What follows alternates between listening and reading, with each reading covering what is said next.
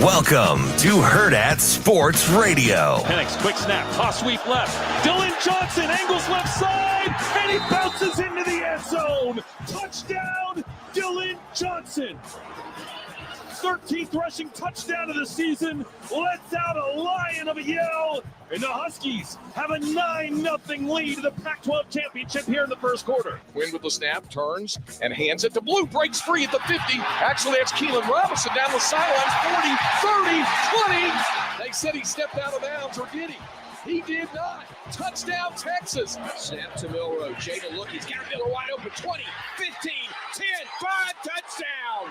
Alabama takes the lead with 12:04 to go in the first half. Shotgun for JJ from the 6-yard line. Takes the snap. Inside handoff. Blake Corum bounces it back the other direction. Blake fighting for the end zone. Touchdown, Wolverines. Blake Corum ties the school record with his 55th career rushing touchdown. Shireman lets it go. His third triple of the first half. And their leading scorers starting to heat up here at PBA. And this was a dominant performance by Greg McDermott's team. And the Blue Jays with a 29-point victory against Nebraska. This is a really good win for us because of what I think of Nebraska and Coach Hoiberg's team. I've been really impressed with how connected they are on both ends of the floor. For us to come in here and do this to them is really a credit to our guys' preparation and focus. Good morning. Welcome in to Hurrdat Sports Radio here on a Monday morning.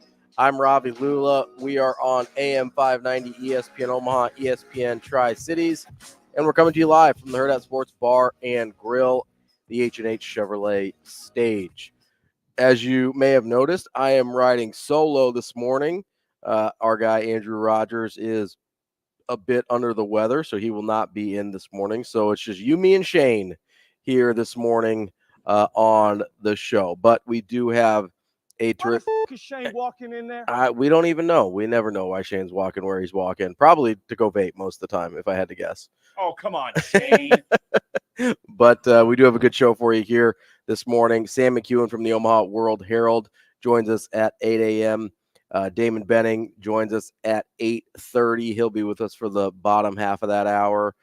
Ryan Fowler, he covers college football and NFL for the Bleacher Report. And then we will wrap up the show with Jacob Padilla to talk about Nebraska and Creighton basketball, as well as we'll see if we can get some volleyball takes out of him as well to wrap up the show. Of course, we'll also do the Warhorse Sportsbook sports cleanup as well. Speaking of Warhorse Sportsbook, you can reach us on the Warhorse Sportsbook hotline, 888-638-4876. If you feel bad for me, want to keep me a little company this morning, that is the best way to do it. You can also chime in on that YouTube channel like TK already has. TK says lots of madness to talk about. I mean, probably can't even make it to Creighton this morning. Well, we'll see what happens, TK. We'll see what happens with the show as we go along. But he's right. There is a ton of madness to talk about, and mad being the key word there for the Florida State Seminoles, as they are an undefeated conference champion, Power 5 team that has been left out of the college football playoff. At 13-0, Florida State drops a spot despite winning and is left on the outside looking in of the college football playoff. And listen, hurt right now. You're gonna. I'm actually not that upset about the Florida State part of it. What I'm upset about is that the SEC should have been shut out of the playoff, and they weren't. Whoever, ESPN, the committee, whoever, just could not help themselves. They couldn't fathom a world in which the SEC was not in the playoff. I could, and I loved it for, the 12 hours, 16 hours that it seemed like a possibility. The AP poll got it right. They had Florida State at 4 and Alabama at 5. Here's my real problem with the situation, okay? Because you could have the argument of best versus most deserving, which I'm sure we will at some point. You can have the argument about injuries and how Florida State's a different team than they were a month ago, and I'm sure we'll get to that at some point. But here's where the committee got it wrong. Is last week, when Jordan Travis was still injured, when Florida State was still undefeated, when Alabama still had the one loss, Texas still had the one loss, Georgia is the only team that lost out of that group, and they fell out. Florida State was still ahead of Alabama and Texas at that point. They were still ahead of Alabama and Texas when Jordan Travis was hurt. And listen, you can make the argument that, hey, Alabama really did a number on winning that Alabama game or winning that Georgia game in the SEC championship. You can make that argument, and I'll listen to it. That's the best win anybody's had this season is Alabama over Georgia. Here's where the problem comes in, and this is why the committee did it, and it's a stupid reason, okay? Number one, Texas, if you think that's the best win of the season, you say, hey, Alabama deserves to be in the playoff because they have the best win anybody had this season. Their one loss is not a bad loss, and they won a conference title. I can hear that argument. That makes sense to me. You can bump them 4 spots, which is what happened. They went from 8 to 4. You can make that bump because of that. Sure. It's a lot, but sure. Here's where you end up in trouble. Is Texas's win over Oklahoma State with a starter at quarterback and whatever else is not better than Florida State's win over Louisville. It's just not. Louisville was better than Oklahoma State. Louisville was a better football team than Oklahoma State. So Texas got bumped 4 spots for winning against a worse team. And yes, they did it in more impressive fashion. Okay, whatever. They got bumped 4 spots. You're telling me a 28-point win over a worse Oklahoma State team is more impressive than a Florida State win over a better football team with a third-string quarterback, by the way. You're telling me that 18 extra points margin of victory is worth 4 spots in the college football playoff? And the answer is no, it's obviously not. But here's where you run into a problem, because Alabama probably deserved to be in the college football playoff more than Texas. But Texas had the head-to-head win. And so to get themselves out of these mental gymnastics of having to say, hey, Alabama is better than Texas right now, but Texas beat them earlier in the season, but that was a long time ago, and whatever, trying to do these hurdles and mentally to try and get you to a place where you can put Alabama over Texas without a head-to-head win. Texas is a powerful player.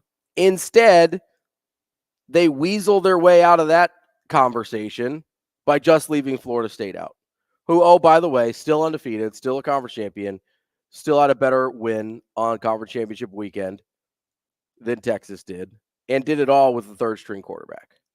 Oh, and by the way, held a Louisville offense that had been really good all year to basically nothing. And won a game when everybody knew that their quarterback could not throw. Won a game where they had to run Wildcat, not because they wanted to, but out of necessity. You're telling me that is more impressive, or that's less impressive than Texas going out and beating a worse Oklahoma State team? I don't buy it. I'm just not going to buy it. And Corey chimes in on the YouTube stream. I never let myself believe the committee would actually leave the SEC out. And listen, that's fair. Maybe I'm too much of a bright-eyed optimist. But it was the right thing to do, because here's what you've told us about college football playoff committee. I'm sure you're listening. Is that the wins and losses don't actually matter. That's what you're saying here. is the wins and losses don't actually matter. Florida State went out and won every single game on their schedule. And you decided, that doesn't matter. Doesn't matter. Because we think Texas was a little bit more impressive. We think Alabama was a little bit more impressive. Going out and winning every game on your schedule doesn't matter. That's the lesson we learned from this. And listen, I'd actually be okay if last week or the week before, whenever Jordan Travis had gotten hurt, because they did this initially, where they dropped Florida State out of the top 4. But then Ohio State lost to Michigan, so Florida State jumped back up into the top 4 after that game. I actually would have been okay if they had just left Florida State lower and said, hey, with the injury, with the lack of Jordan Travis, we think Alabama and Texas are better than these teams. But they didn't do that. They left Ohio State right behind Florida State.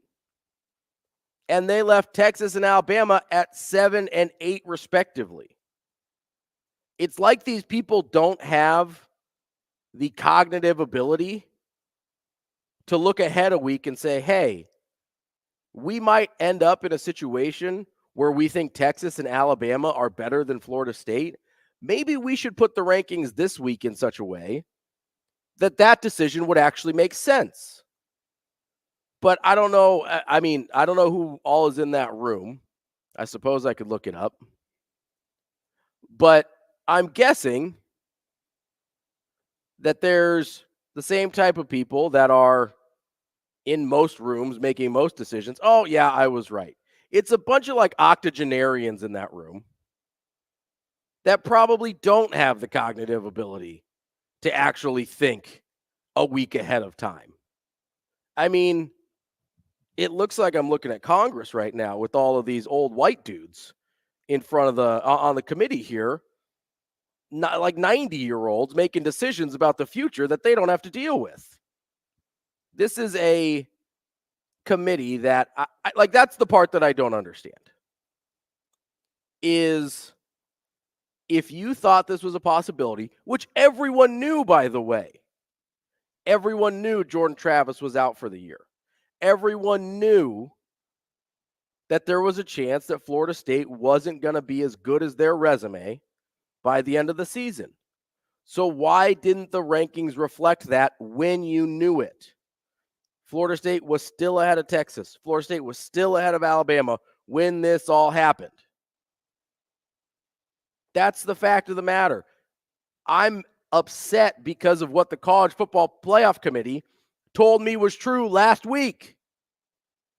Because you're not going to see Brock Glenn a month from now, the third string quarterback. Tate Rodemaker's injury isn't season ending the way Jordan Travis's is. And look, I get Tate Rodemaker is not Jordan Travis, but they looked better offensively with Tate Rodemaker because he's not a true freshman getting thrown into a championship game. Not everybody can be Tua Tagovailoa. That's the part that doesn't make any sense. Is if this was true, it would have been true last week as well. It can't all of a sudden just now be true. That doesn't make any sense. Hear the words.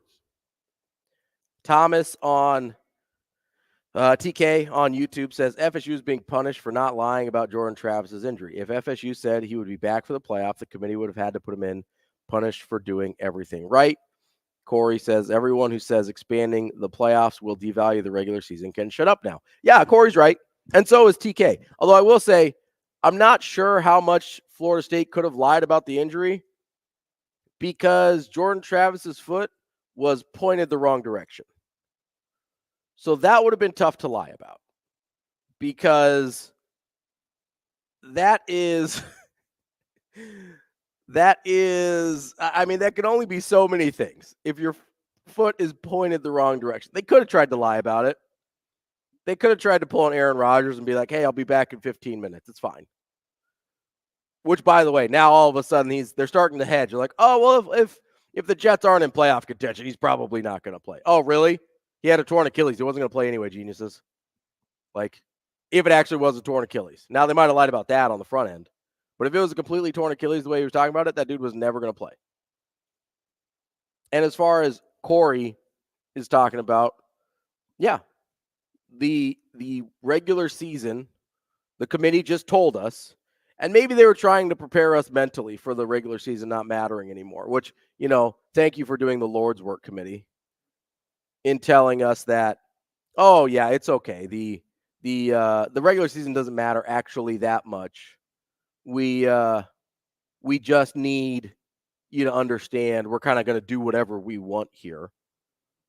So appreciate that, committee. But Corey's right. Anybody who's like, oh, the regular season's devalued, it's like, well, Florida State won all their games and they didn't get a go anyway. So maybe the regular season was already devalued.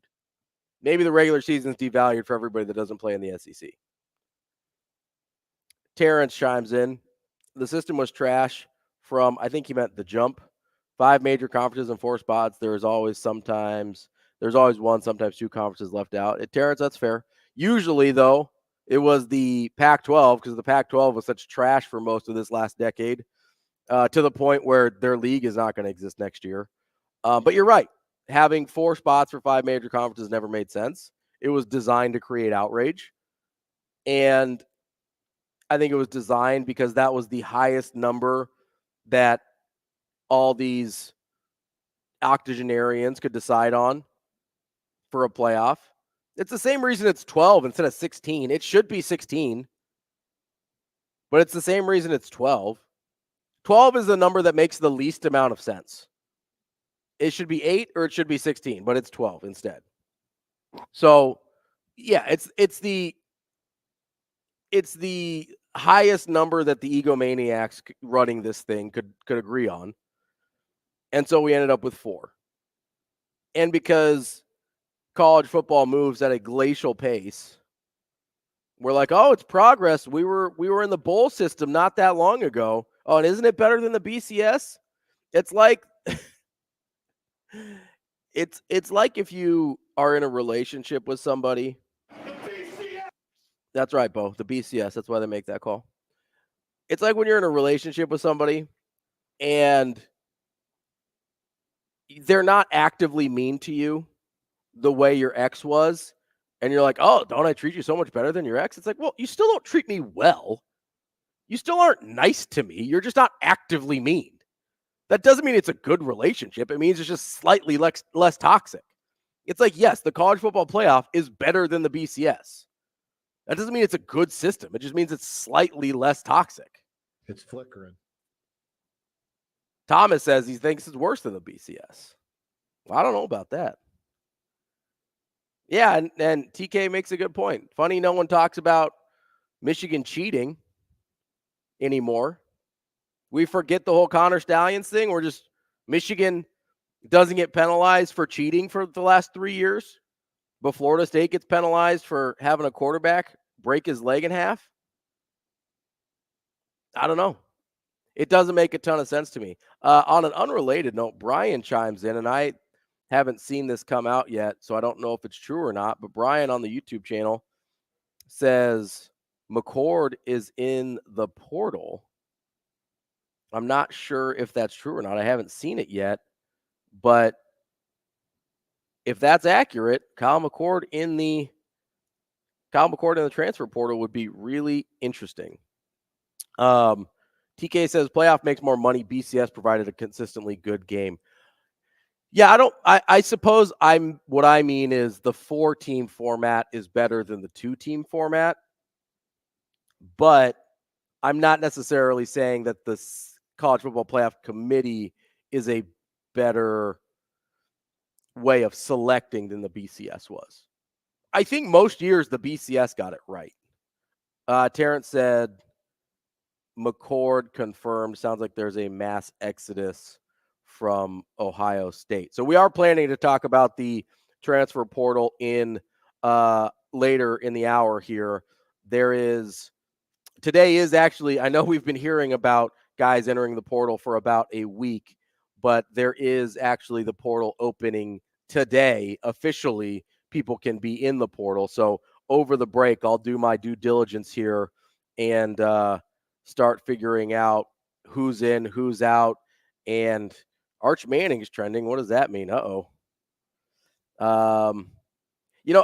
Arch Manning thing is funny because one of those guys is definitely leaving. Like, whether it's Malik Murphy or Arch Manning, one of those guys is leaving because Quinn Ewers is coming back. And I could actually see a world in which they both leave.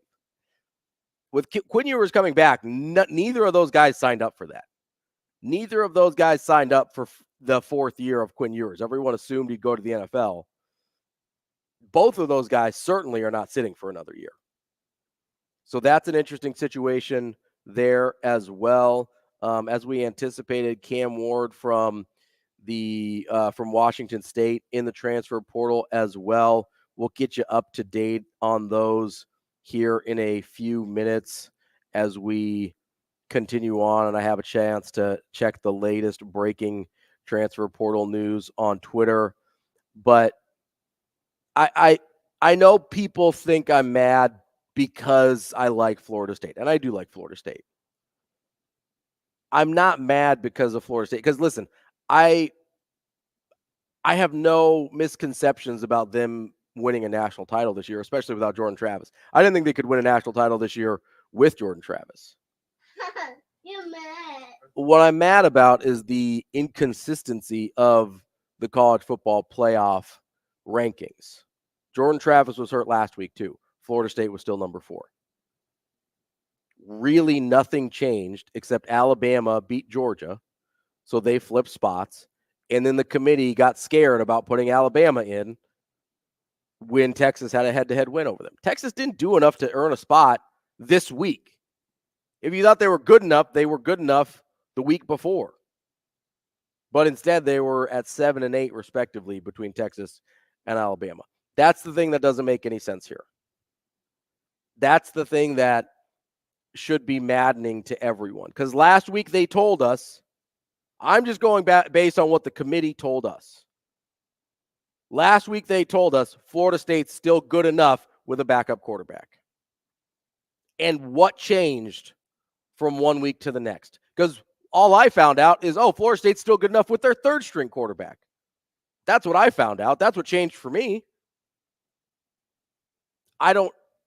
That's the part that's infuriating, is the lack of self-awareness, the lack of consistency, and the lack of thinking forward just a single week to say, hey, what problems could arise by putting Texas and Alabama 7 and 8 this week? Hey. You could have put Florida State at 5 last week, maybe even 6, and people would have understood. Like, that's the Jordan Travis effect. He's been out. You don't feel good about that. You've got to penalize him for Jordan Travis being out. But they didn't get penalized. They didn't get penalized for Jordan Travis being out until they went in and it was time to make the actual playoff. Coming up next, we will talk some transfer portal. We're going to try and confirm some of these quarterbacks heading into the portal. Dave and Travis piping in as well. We will get to all your comments on YouTube, on Twitter, and of course, you can call us at 888-638-4876. More Hurrdat Sports Radio coming up next.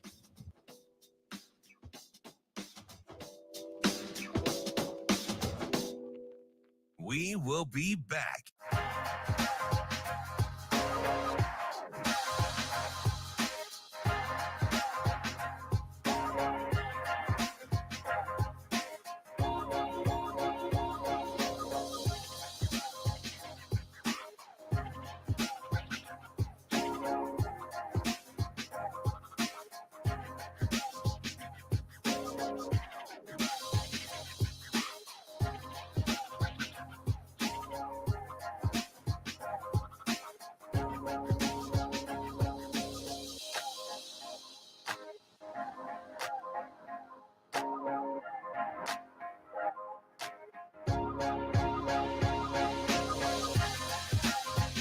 We will be back.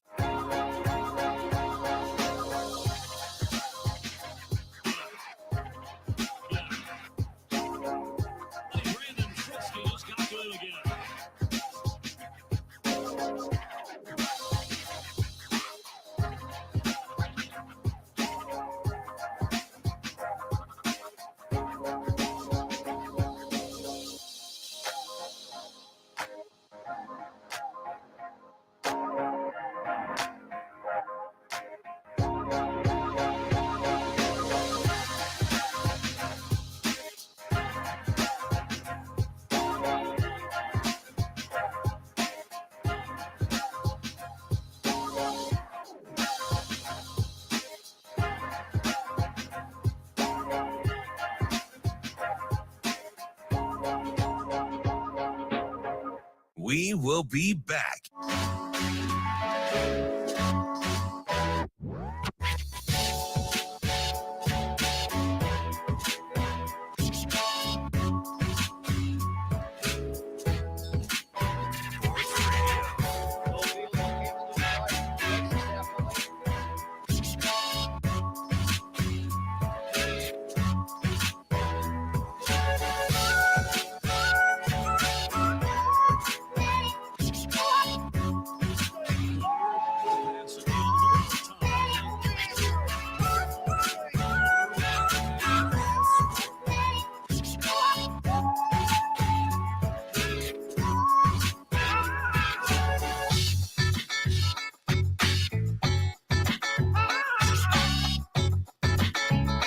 We will be back.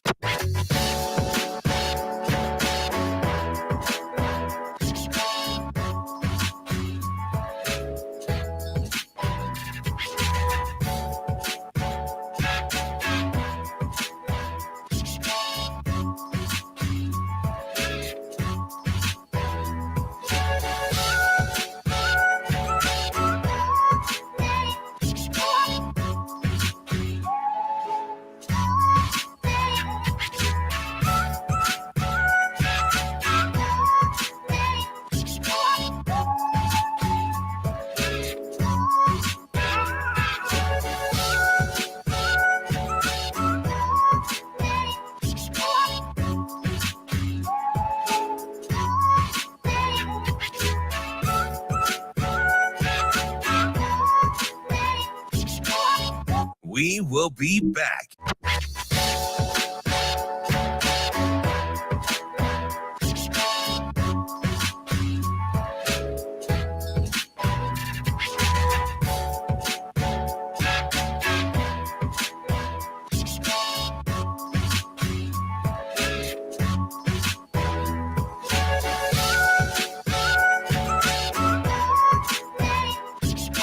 We will be back.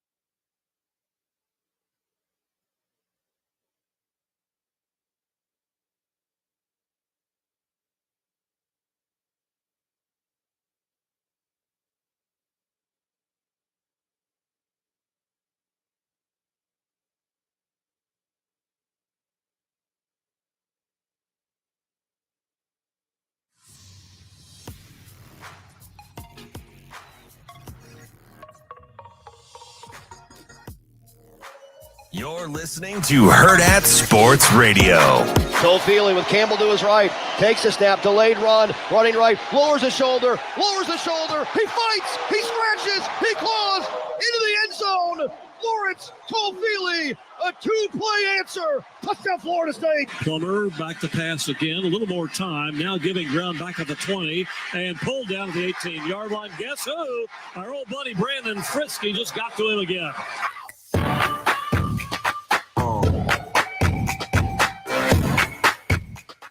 Welcome back to Hurrdat Sports Radio here on AM 590 ESPN Omaha, ESPN Tri-Cities.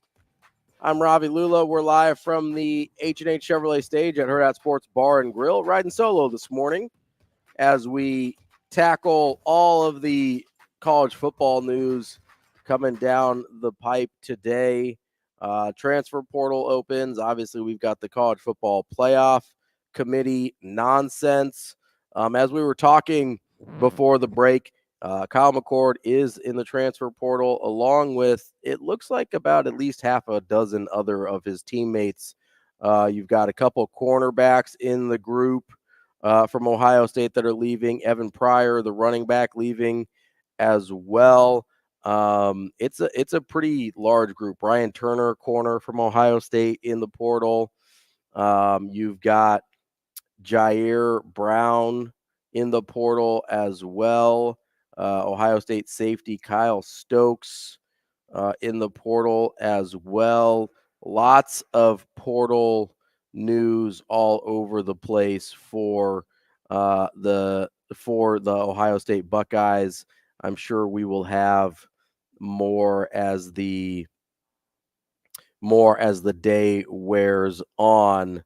Hopping back in that YouTube comment section, which can always be dangerous, but we appreciate you guys being in there.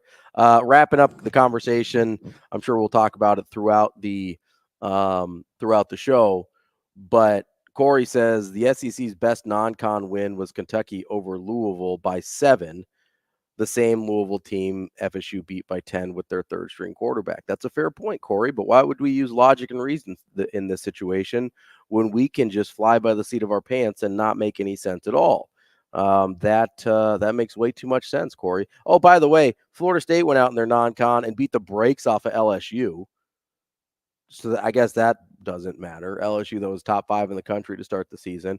And part of the large reason they weren't top 5 in the country moving forward was because of Florida State beating the brakes off of them.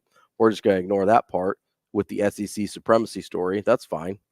Let's just go ahead and ignore that.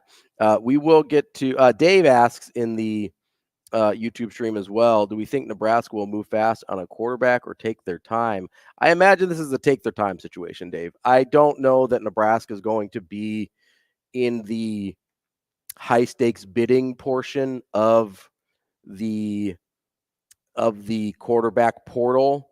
I don't think they're probably going to be in on the Riley Leonards, the Will Howards, the Cam Wards of the world. I do look at a guy like DJ Uiagalelei as an interesting option because I think he will have options, but I also think quite a bit of the shine from DJU is off a little bit. Even though I thought he was pretty solid this year for a good Oregon State team. A guy like that is interesting to me for Nebraska because he does have 2 years of eligibility left, and he is pretty much a ready-to-go starter for whoever he ends up choosing. That's a guy that's interesting to me because of the eligibility. And then I mentioned this last week. If you're looking for a 1-year instant impact guy, Grayson McCall from Carolina, Coastal Carolina is really interesting to me as well. That's a guy that I could see Nebraska being interested in. But outside of that, I think you're going to be looking kind of down the list a little bit, maybe at some younger guys, some guys that have some development years in them. And I just don't know that Nebraska is going to be in on the bidding war for the top of that, quarterback transfer class, which now includes Kyle McCord. It'll be interesting to see who else enters the portal today. I still think, I mentioned this in the last segment, I think Arch Manning or Malik Murphy or both will end up in the transfer portal. I do not think all three of him, of Manning, Ewers, and Murphy will all be at Texas next year. It doesn't make any sense at all for all three of those guys to still be there. And Ewers has already said he's coming back from not going to the NFL, that he's coming back. And he's the starter, so he's not going anywhere. So Malik Murphy or Arch Manning, I would have to imagine, are going to be in the portal. Obviously, they're going to be hot commodities, especially Arch Manning, who was the top recruit in the country last year. Speaking of some of the top recruits in the country, you've got a couple guys from the last couple classes. Depending on where you look, the top-rated player from the 2022 class, Walter Nolan from Texas A&M, is in the transfer portal. We talked about this last week, but the number 2 player in the 2023 class, quarterback Dante Moore, a 5-star who was at UCLA, has announced his intentions to enter the transfer portal. So you've got some high-level guys there, not just at quarterback, but at those other positions as well. It's going to get pretty wacky here as the portal officially opens today in the next few minutes. It's going to get pretty weird. So we'll see. I don't know. We'll see what happens here. But if I had to guess, I don't think Nebraska is going to be in the bidding war that Nebraska is going to be in the bidding war for a quarterback. Now, Travis says on the YouTube channel that he heard Nebraska met with Will Howard. It's possible. I don't this time of year with this time of year, it's really hard to know what's true and what's not about who meets with who and who ends up being, who ends up actually.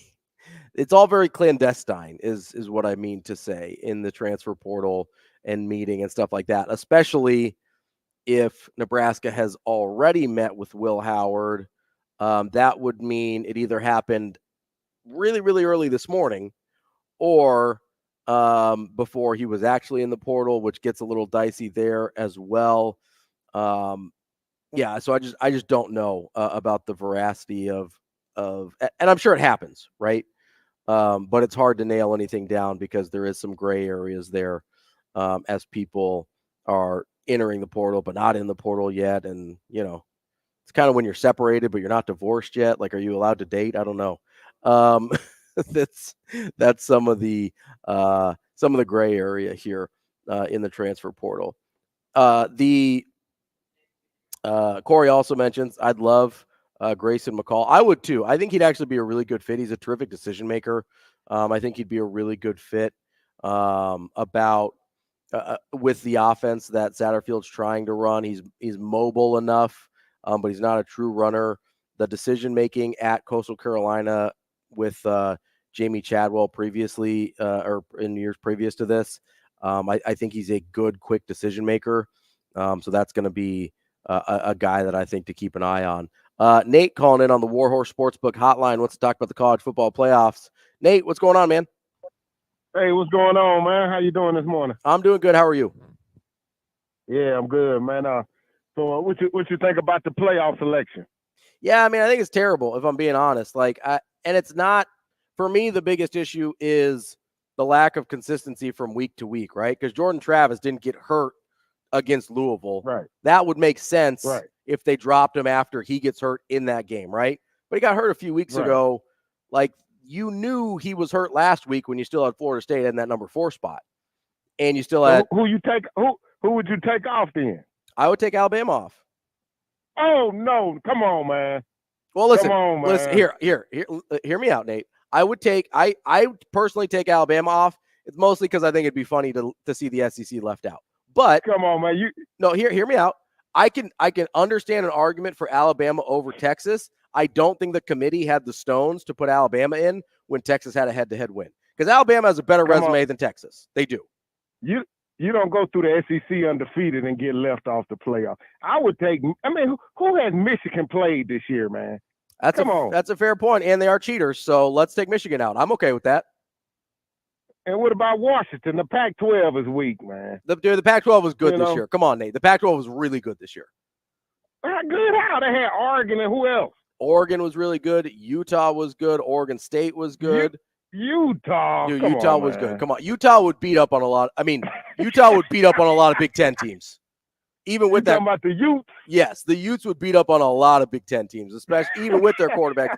Man, the Utes would have got undefeated in the Big Ten West. Come on, man. Oh, come on, man. The Big Ten West, I don't know how much the Big Ten West means, but Nate, we got to hit a break here. We appreciate the call, man. All right, thanks for taking the call, man. That's Nate on the Warhorse Sportsbook hotline. Coming up next, we will wrap up the first hour. Still lots of college football stuff to get here. Transfer portal, coaching carousel, all of it and more here on Hurrdat Sports Radio.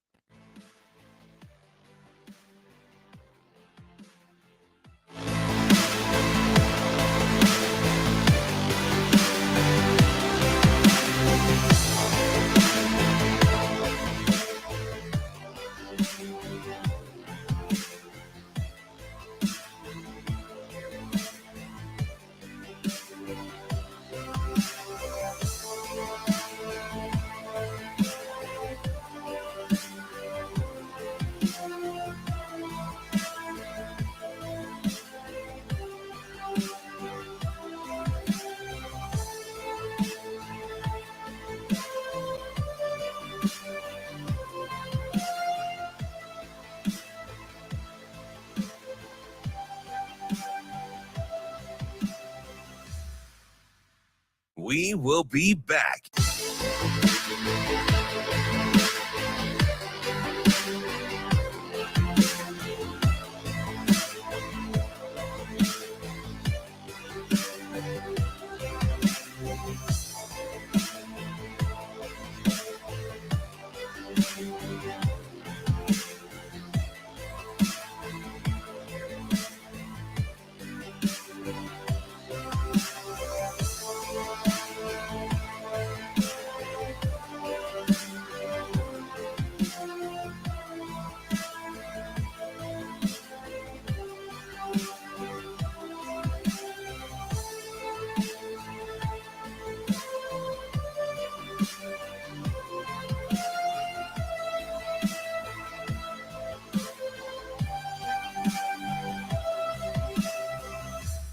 We will be back.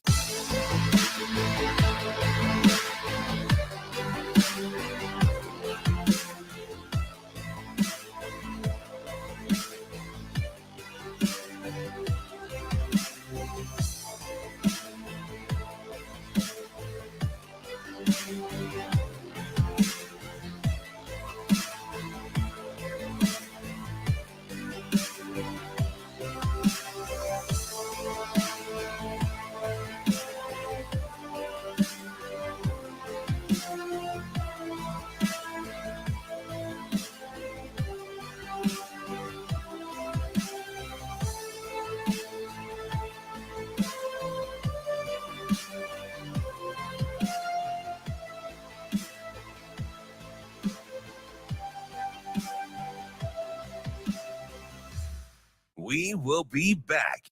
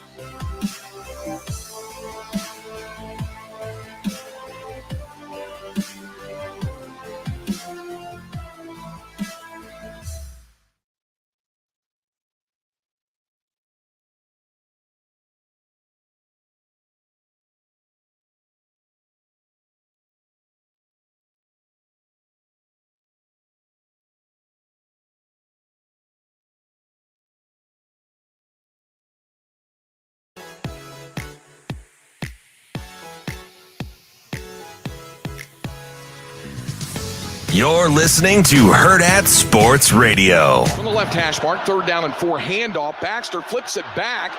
Ewers throws downfield, wide open. J.T. Sanders caught. Touchdown, Texas. How about a little trickeration for you? That one goes for a 24-yard score.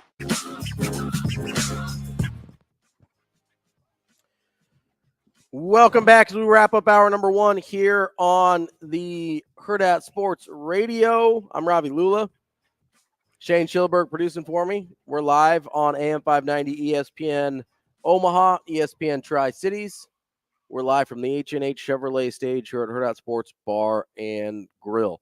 And we are knee deep in transfer portal season as we mostly look at quarterbacks, but there's a ton of other players, including, as I mentioned earlier, Walter Nolan, defensive lineman, who was the top prospect in the country, according to some services from Texas A&M. He hops in the portal as well. It is a wild time here in college football, and we will try and keep track as I scroll Twitter. Well, you got the portal, you got head coaches moving everywhere, you got playoffs.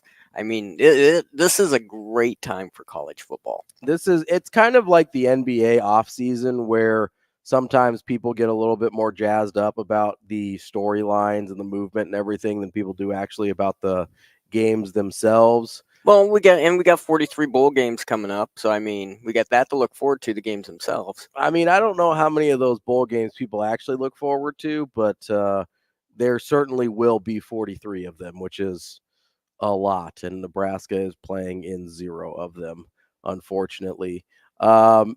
We've got a little fight breaking out in the YouTube comment section, so that's always fun. So I'm trying to wade through that and get to actual content here. One comment that I saw earlier, and I apologize, I don't remember who it's from, was somebody talking about Willie Fritz taking the Houston job. Tulane head coach Willie Fritz, who is unbelievably good at his job. Just a terrific football coach. A little bit older, as he has taken his sweet time kind of going through his coaching career. But he's been a head coach for a pretty long time, just not always at the highest of levels. He started off as a head coach at Blinn College, which, if that name sounds familiar to you, it's because that's the JUCO that Cam Newton went to when he transferred from Florida before he ended up at Auburn. But he's been from Blinn College to Central Missouri to Sam Houston State to Georgia Southern to Tulane, and now he will be in Houston. But he has been a winner every single place that he has gone. Just an outstanding football coach by any measurement, and has turned this Tulane team, which was destitute when he took over, and he has gotten them. Last year they were in the top 10 nationally. This year they're 11-2 overall. He will take over at Houston. That's a terrific hire for Houston as they start to navigate the Big 12. Some of the other coaching spots that got filled up, Boise State removed the interim tag from Spencer Danielson. They had fired their coach earlier in the season, and Danielson was their defensive coordinator. They had fired Andy Avalos about a few weeks ago.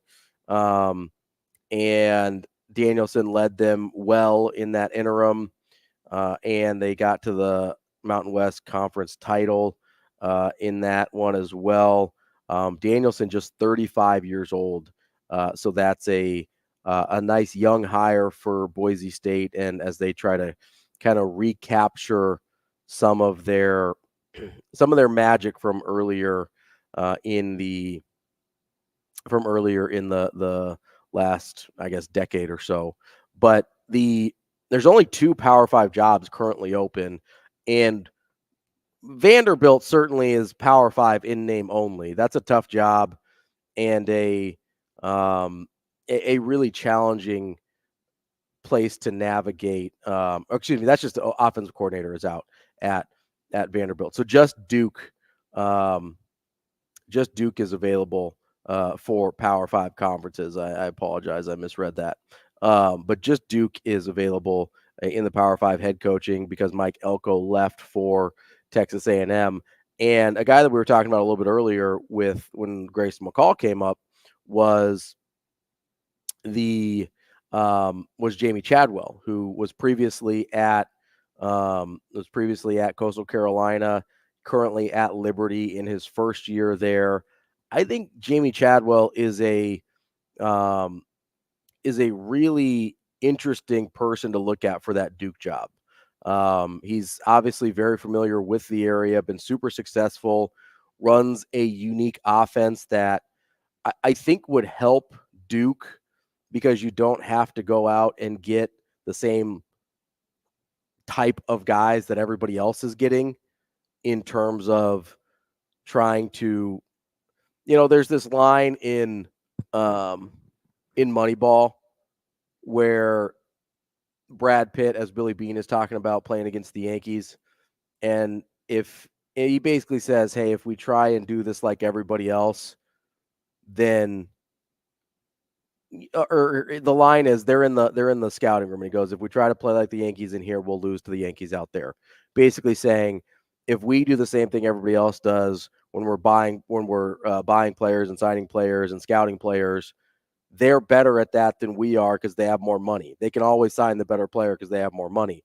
So you have to do things differently in the collection of players in order to beat teams that are better at that traditional method of collecting players than you are. So the reason I bring that up with Duke and Jamie Chadwell is Duke is a challenging job. Duke is a place that it's pretty difficult to consistently get a high level of talent.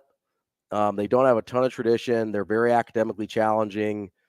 It's a difficult job to consistently win at. And David Cutcliffe did a really good job. Mike Elko did a really good job. But I think there's value in maybe not going the full service academy model, but doing something in the sense of being different so that you don't have to go out and try and get a Riley Leonard every year. Riley Leonard being at Duke is kind of an outlier. They usually don't have that level of quarterback at a place like Duke. And they're not going to have him at Duke anymore because he's transferring probably to Notre Dame, it sounds like. So I think Jamie Chadwell would be a really good fit at Duke for those reasons. I think he would give them the opportunity to remain competitive without going like a full Paul Johnson to Georgia Tech triple option model there. He gives you unique looks without making it unattractive for certain prospects to play there. Well, and the football team isn't number one on the totem pole either. I mean, if you think about it that way. Yeah, they're playing second fiddle. Yeah, it's a basketball school first and foremost, always will be. There is never in a million years will basketball not be the number one priority at Duke, similar to Indiana, a job that another guy that we like, Kurt Signetti, took earlier in this hiring cycle. So that to me is the job opening that I'm most interested at looking at. Another guy that I think could get some run that we haven't talked a ton about, and I'll have to ask our guy Adam McClintock what their models look like on this guy. But Rhett Lashley at SMU. SMU just won their first conference title since the death penalty. This is the first time they've won a conference title in almost, I think it was 1984, almost 40 years. He's only got 2 years as a head coach, both at SMU. He went 7-6 last year, 11-2 this year. They won their conference title. They're moving into the ACC next year, so I'm not sure how appealing other jobs would necessarily be.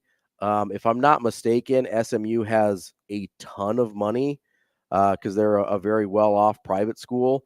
So he's got kind of like Jamie Chadwell. He's got a lot of resources for a school that's relatively small or smaller in terms of profile. And so that's an interesting guy to keep an eye on as well. If for some reason, there's been some speculation. I don't think this is actually going to happen, although I don't know. There's been some speculation of a guy like Ryan Day maybe wanting to move on. Not that I think that Lashley would get the Ohio State job, but a job like that opening up creates a pretty large domino effect. And so that would cause some interesting things for a guy like Rhett Lashley or a guy like Jamie Chadwell, where I think some of those higher profile jobs might be a little more interesting. Although, like I said, SMU heading to the ACC, although the College Football Playoff Committee apparently treating the ACC like a group of 5 school anyway, because it doesn't matter if you go undefeated and win your conference championship if you're Florida State, who, by the way, is a blue blood and, a national power, but that's okay.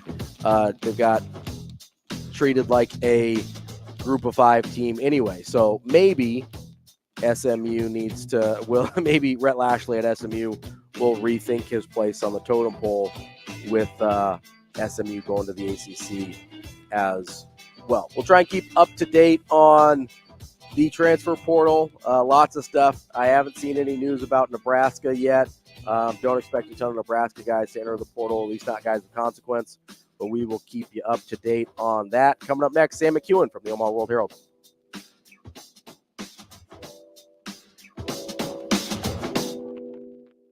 We will be back.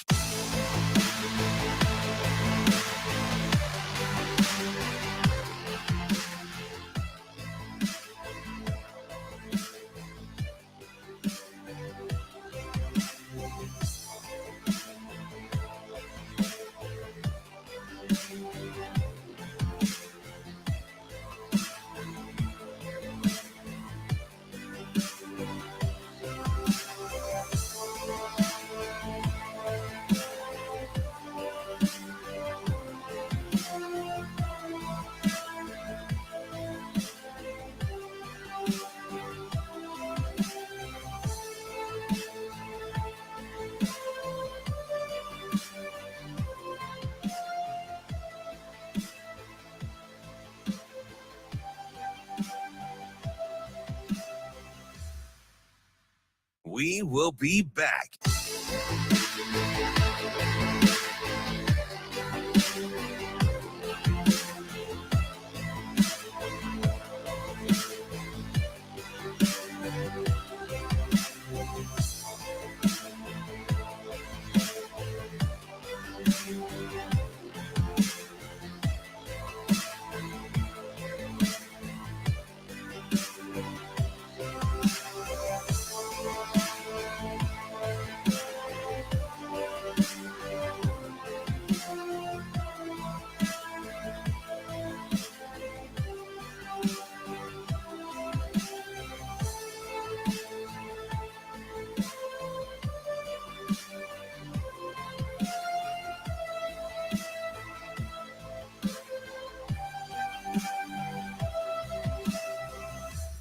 We will be back.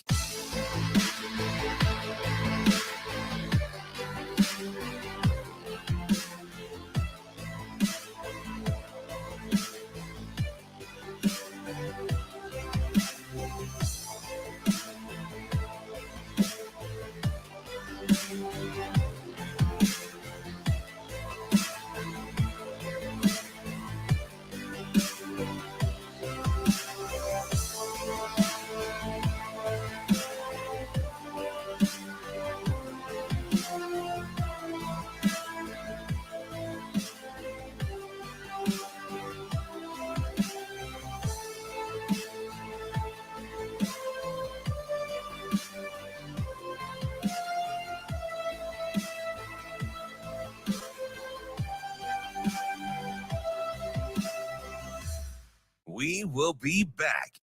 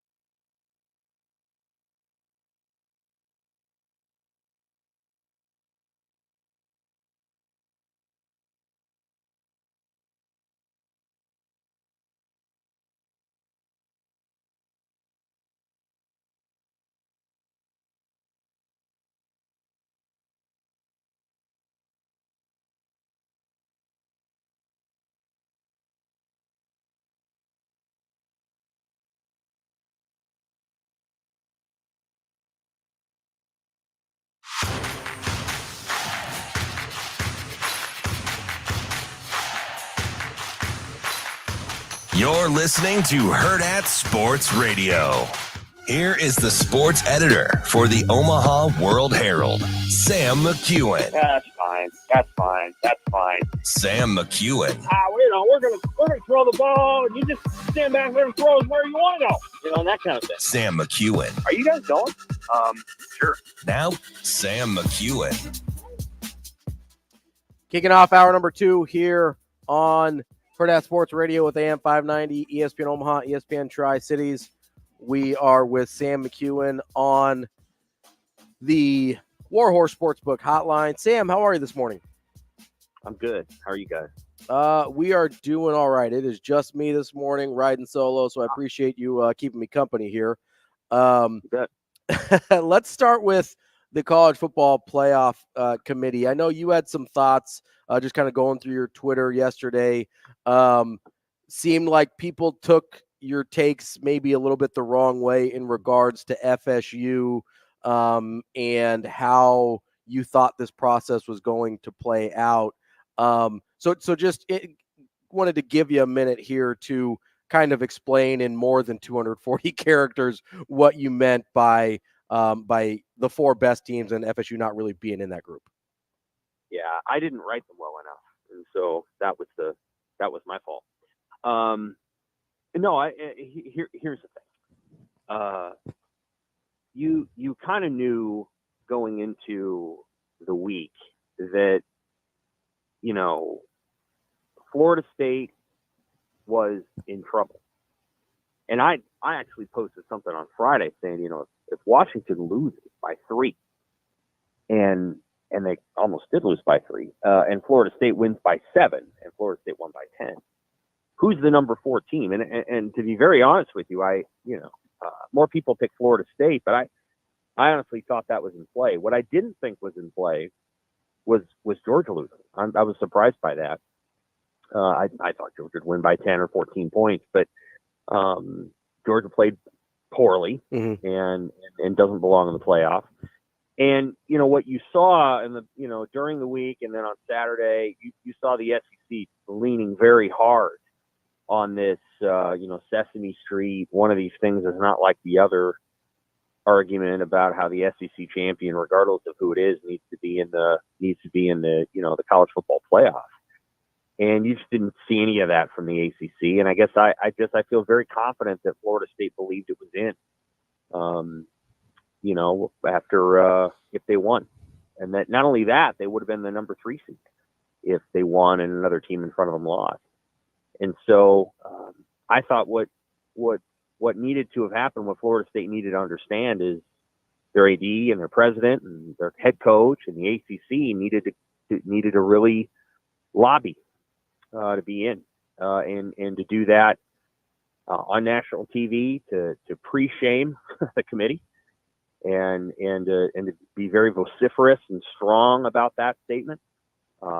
ESPN's college football reporter, doesn't matter who it is, but their college football playoff reporter predicted that Florida State on Saturday night, after all the games were over, would finish 6th. And I posted that. And what I thought in that moment is there's no way ESPN would let this reporter go on here and say that if they didn't feel really confident that Florida State wasn't going to make it. This wouldn't let it happen because it would be such an incorrect prediction. Sure. To predict somebody 6th and then finish 4th or 3rd. I'm like, there's just no way. And so I'm like, Florida State's in real trouble. And they were. They didn't make it. I didn't think they would make it. And as a result, they got really upset on Sunday, and it was too late. You got to say all the hard things before the votes are made. Scott Frost did that back in '98 after the Orange Bowl. You got to do it right away. You can't wait for people to decide and then be mad.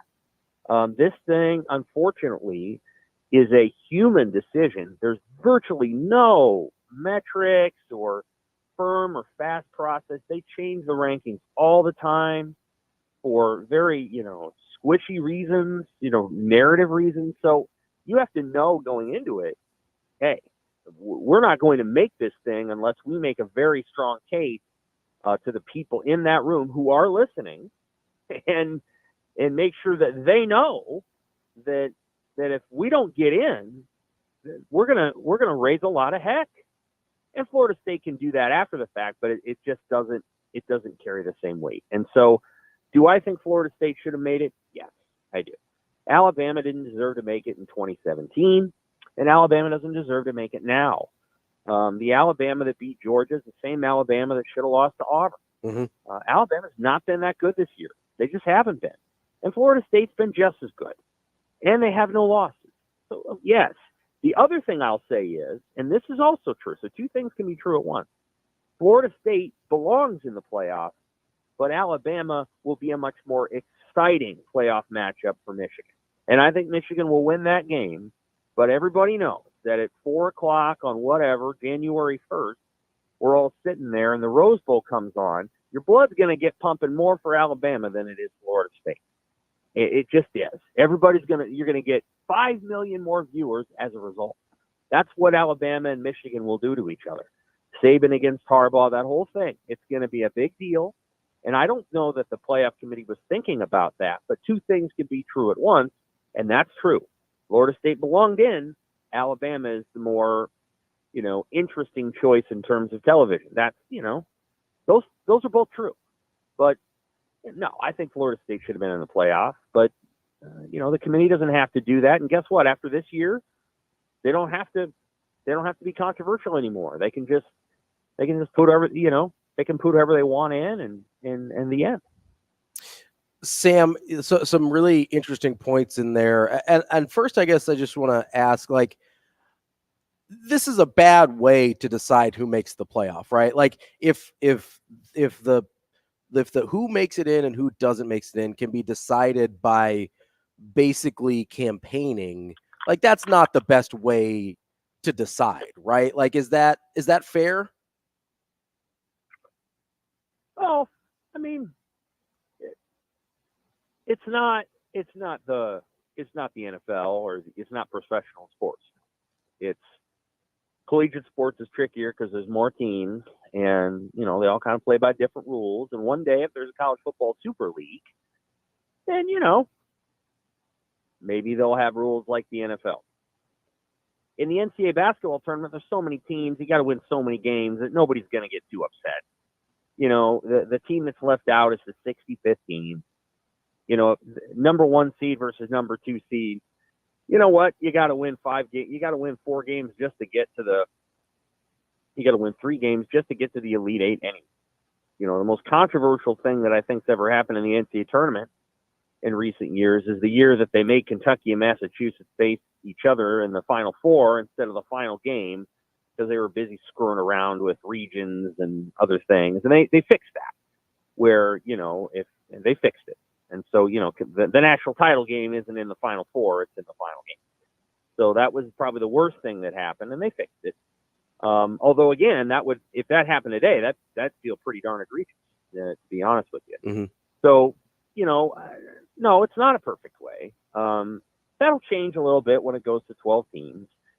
But it's been imperfect from the very beginning. The thing was better when it was 2. No, people don't like hearing that. But it was better when it was 2. If it were 2, we would know the 2. And nobody would be saying, well, now Florida State belongs in over Washington. Nobody'd be saying Sure, yeah. It was better when it was 2. It was clearer, and it created less, anger and frustration and all these other things. It made for better bowl matchups. One thing that's going to continue during the CFP is we're going to have to drag a team like Liberty into this thing, and that's silly. That's silly. The day when it gets to a college football super league is going to be a better day because now nobody really cares. Liberty's probably going to play Oregon. They might even beat Oregon. Oregon doesn't care. But you get in a playoff setting, and those things are going to start ended up, 55-3. It's going to get real ugly with those group of 5 teams because they won't stand a chance. They won't. And so, there's all these compromises that are built into the thing, and it's still imperfect, but it'll be better, next year. And nobody will say, well, Florida State, Florida State will be the 5 seed. Nobody will care. They'll complain a little bit, but they'll have an opportunity to prove it. It'd be Florida State against Liberty. Oh boy, everybody will be fine. So, and then they'll get to play Alabama in a bowl game, and then they can prove that they're better than Alabama. In these circumstances, they don't get to prove that. It's unfortunate. Campaigning isn't the answer, but that's not. I mean, that's just part of how it's done. Why is the SEC commissioner using Sesame Street? Because he knows that somewhere in there they need to go and make a rhetorical argument. The ACC is just silent because I think the ACC thought if Florida State wins, they're in, and guess what? If Georgia beats Alabama, they're right. Florida State would have stayed ahead of Texas. The only reason that, and remember, Florida State was ahead of Texas last week. Florida State had a backup quarterback last week. The only reason that Texas jumped Florida State was because Alabama had to jump Florida State to put an SEC team in, and Texas beat Alabama. Well, so that's the problem right there, right? It happened. It was all about the SEC. It had nothing to do with Texas. Texas was tethered to Alabama because they beat Alabama. If Georgia beats Alabama, then Florida State is in the college football playoff, regardless of what Texas. And that's the problem right there, right? Is that they left Florida State ahead of those two teams even after the backup quarterback situation was clear, right? Like, to me, that's the biggest. Like, had they dropped Florida State last week and be like, hey, we don't think this is the same thing without Jordan Travis, I don't think we're having this same conversation today, because that sort of makes sense. What I think made less sense is, hey, Florida State continued to win not only with a backup, but also a third string, had a better win than Texas, and then fell behind them at that point. Like, I think that's the part that gets frustrating with how the committee operated on this one, right? Like, if there was objective metrics, even like a net rating, like the basketball system uses, or even like a BCS-esque portion of the rating, I think that would have helped quite a bit, don't you? Yeah, I do. But they've done that many times. I mean, Ohio State was number one in the playoff in 2019 until they mysteriously switched, right before the title, right before the playoff. LSU moves to number one because their defense got better. I mean, come on. This has happened so many times. It honestly, it happened the first year. And that was kind of the Big 12's fault when they wouldn't declare TCO the Big 12 champion because they didn't, they're busy looking at each other and they don't know what to do. And so, they declare a tie, and then, the committee, Barry Alvarez and Tom Osborne were part of it. We're like, well, you didn't say who the champion was. So Ohio State wins the national title. So it justifies it, but, that was a darn good TCU team that got left out. Florida State was undefeated that year and got in, and then they get crushed by Oregon in the Rose Bowl. And so, it's been there from the start. Penn State didn't make it that one year, and Ohio State did, even though Penn State beat Ohio State. Alabama didn't beat anybody in 2017, didn't even win their division. They go to the playoff, and then they win it. Again, you can do this all day with Georgia and Alabama. Their power ratings suggest they will win, a game or whatever you want to call it. You can put them in every single year if that's what you want to do. You can do the same with Clemson.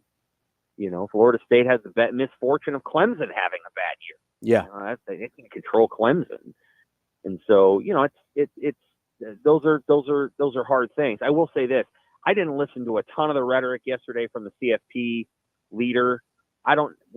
Because Florida State's response was related to results on the field over some predicted measurement of winning and losing, and I was like, they didn't actually say that during their press conference or their interview that, well, we just don't think Florida State would beat Michigan. I don't think they didn't say that. Not that I heard. I think it was more them kind of extrapolating some of the things that the playoff committee did say. Basically, I think they said something about like competitiveness or something to that extent, if I'm remembering right here. And so I think Florida State extrapolated to say, oh, well, you don't think that we could have beat Michigan, so you left us out, basically, is how they took it. Right. So, there's a lot of different ways to parse it out. It's going to go to 12. 2 was better than 4. 12 will be better than 4. 4 was too small. It kept teams out. But it kept 2 or 3 teams out that were no better or worse than the 4th. Right. And 2 was about perfect because you could usually pick the 2 best teams year after year. Most years. Those are the 2 best teams. Yeah. But, that wasn't that hard. And for whatever, they wanted to move it to 4. There's, the media wanted that. They eventually got it to 4. And then, the Big Ten and other leagues fought expansion. And now we're finally getting to expansion. So here we go. And it's going to be a lot of fun. next year, the conversations we will be having are, which teams are on the fringe of 12. And that'll be a heck of a lot of fun because there's a lot of teams that will be in contention for 12 at the start of November. And we'll see how it all shakes out. Yeah, ironically, I think 8's probably the right number, but we just skipped right over that one.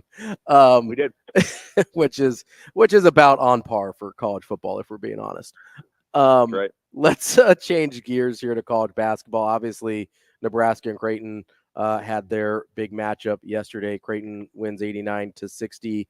As you're watching that one and seeing it play out, obviously it was much more competitive at the start of the game. I think down to the 8-9 minute mark, it was basically back and forth, basically a 1-point game either way. And then Creighton goes on a little run to end the half. And then you had that very strange sequence to end the half where Creighton ends up shooting 5 consecutive free throws on a foul that I thought was a foul on Stephen Ashworth. It's not something that gets called all the time. Of course it was. It's not something that gets called all the time in that situation, but it was a pretty clear foul. And then you had the technical on Tominaga for throwing the ball at the stanchion. How much did you think that impacted the way the second half played out? A little, but not that much. Nebraska doesn't have time to review this game. They really don't. Mm-hmm. I mean, they got Minnesota coming up and then Michigan State, and by golly, they can win them both, and they can lose them both too. Mm-hmm. And losing both would be like a punch to the gut. Winning both would be like, all right, everybody, let's look around at each other. Let's go. So they don't have time to review this game. And maybe that was by design, and maybe that's just a perfect thing for it. Mm-hmm. What I'll say is, yeah, the game was a 1-point game with 9 minutes to go. But everything about that game, the way Nebraska played it, the way Creighton played it, favored Creighton. You ain't going to get Keisei Tominaga scoring 32 points on runners and cutters to the lane. And that's just not happening. And so, I mean, everything about that game favored Creighton. The pace, Nebraska coming down and jacking up threes with, 6 seconds into the shot clock. I'm like, you got to play this game like Washington played Oregon in the Pac-12 championship game. You need to hold on to the ball. You need to slow the pace down. You can't give that team, run out after run out opportunity. It's Creighton. Nobody does that better than Creighton. Mm-hmm. At this point in college basketball, maybe Gonzaga does, but there aren't many teams that do it better than Creighton. And so it was like, are you like a practice team for them? Like, what are you doing? And so you got a point guard, and some of this is on Lawrence. Yeah, you got to have a point guard that controls the basketball game and gets things in half court. And you got to go tell Keisei. And remember, Keisei didn't play much in the game last year. You got to go tell Keisei, hey, this isn't the day. We're not playing the NBA today. We have to find a way to beat this team with our team, and that means you don't do what you like to do. You have to play within the construct of the offense that you're in, and that means you can pat yourself on the back for having 37 points at halftime, but the other team's going to have 52. Mm. And so Nebraska, I just don't think Nebraska played the kind of game that they needed to play to win the game. They needed to play the way they played last year, and they didn't. And then I also felt like, especially in the second half, I think Nebraska just didn't play very well. Creighton got cold. Creighton is a streaky shooting team. They did, Creighton was not hitting much in the second half, and Nebraska just didn't fight quite hard enough on the boards. And they, again, if you watch the game on TV, I thought Nick Baugh did a real nice job of kind of laying out the things that surprised him. And one of those things being that Baylor Shireman was able to cover Rink Mast a lot of the game. And that means that Mast didn't get the ball enough. Mm-hmm. And so one of the challenges with the versatility and the number of guys that they play is making sure everybody on the floor knows who the hell's supposed to get the basketball. And if that's Rink Mast, then that's Rink Mast. Now, I'm not saying Rink's their best player. We had a really robust discussion last week before the rule presser of who Nebraska basketball's best player is. One guy said Bryce Williams. One guy said Matt. One guy said Keisei. Casey is a wonderful player. Hard to build a team, or like hard to build a concept around him. Yeah. He goes and gets his 20, but that can't be your offensive identity. He's got to get his shots within the realm of the offense. And, I don't know what they're going to do. They got a big game Wednesday night against a team they don't match up well with. Minnesota, I know Nebraska won 2 of 3 from Minnesota last year, but they darn near could have lost all 3 of them. And Minnesota's got a guy, and Dawson Garcia, that Nebraska does not know how to cover. Or they didn't last year. So maybe they do this. Maybe Rink Mass can take him, or Alec, or somebody. But Minnesota's a challenge for Nebraska. And so they gotta go play that game, and they gotta go win it. And every single game they played against Minnesota has been kind of high scoring, and that doesn't favor Nebraska. So we'll see what happens. But that's what I thought coming out of the game, is I'm like, this is way Creighton wants to play. And the only difference is Iowa made a bunch of those shots and lost. And Nebraska didn't make a bunch of those shots and lost by more than Iowa did. But if Iowa had missed those shots, it would have been the same result. Yeah. Like Iowa, but that's how Iowa wants to play. I Yeah. get it. And so that's Iowa's style. But you're not going to beat Creighton doing that. The teams that beat Creighton doing that, and Coltburn is also healthy, are San Diego State and Colorado State. They slow the game down. They make each possession count. If you give Creighton a ton of possessions, which Nebraska did, especially in the first 10 minutes of the game when Creighton wasn't making many shots, Creighton's going to beat you. They're going to get deep enough into their shot bag, they're going to start making them. And so I just thought it was kind of a failure on a lot of fronts. I was kind of surprised Nebraska played the way it did. Sam McKewon from the Omaha World-Herald. Sam, really good stuff today. I appreciate you keeping me some company this morning, and we'll talk to you next week. Take care. That's Sam McKewon from the Omaha World-Herald. We appreciate Sam's time as always. Really good stuff there. We'll talk more about Creighton and Nebraska at the bottom of the show, as we catch up with our own Jacob Padilla from Hurrdat Sports. A little bit of, I guess, breaking news, as breaking as any of this stuff is with the transfer portal. Dylan Gabriel from Oklahoma, who had a very good year, leaving Oklahoma. It appears he is in the transfer portal and will be ready to play somewhere else next year. Want to remind you that Sam came to us on the Warhorse Sportsbook hotline. Warhorse Sportsbook, you can place your bets in person in Omaha at Horseman's Park or in Lincoln at the Warhorse Casino. You can place bets on nearly every major sporting event, straight bets, parlays, live in-game bets, props as well. You can do just about anything. You got to be in person at the casino or at Horseman's Park to place those bets. The best place in Nebraska to place your bets. That's Warhorse Sportsbook. No bets, no glory. Coming up next, Damon Benning. We will be back.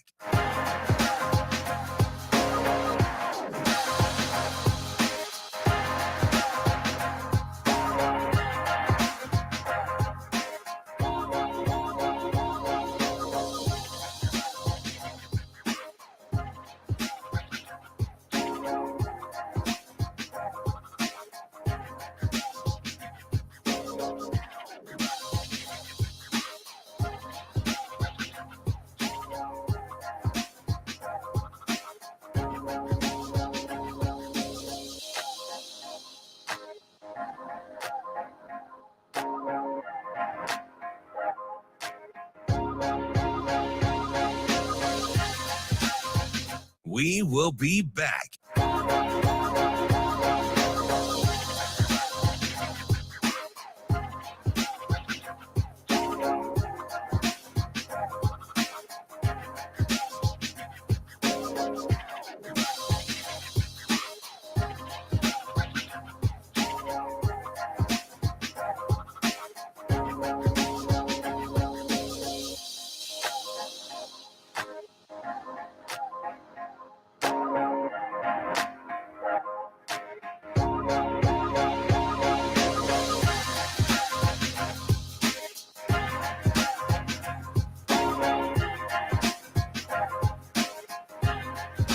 There's a lot of good teams. There's a lot of good teams out there.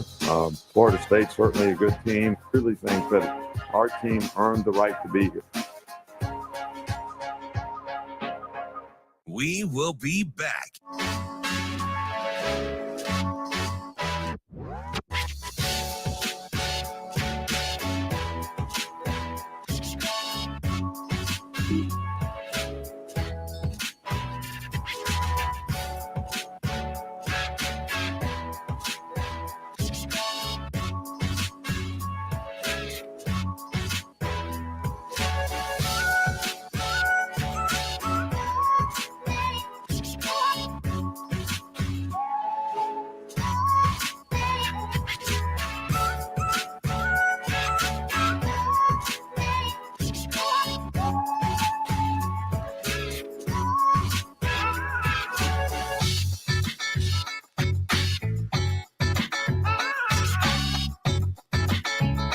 We will be back.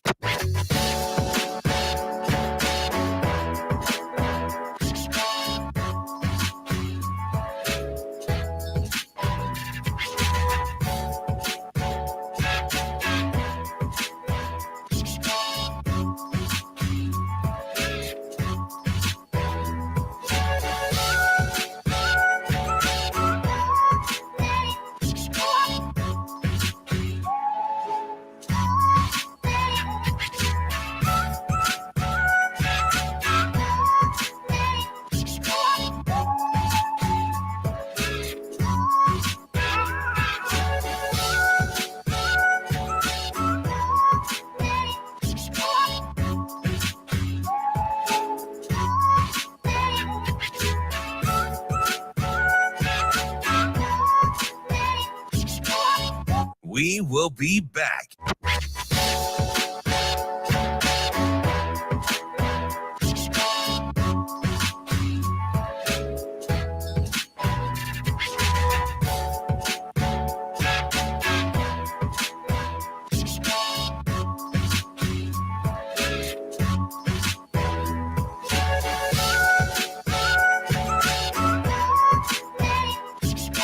We will be back.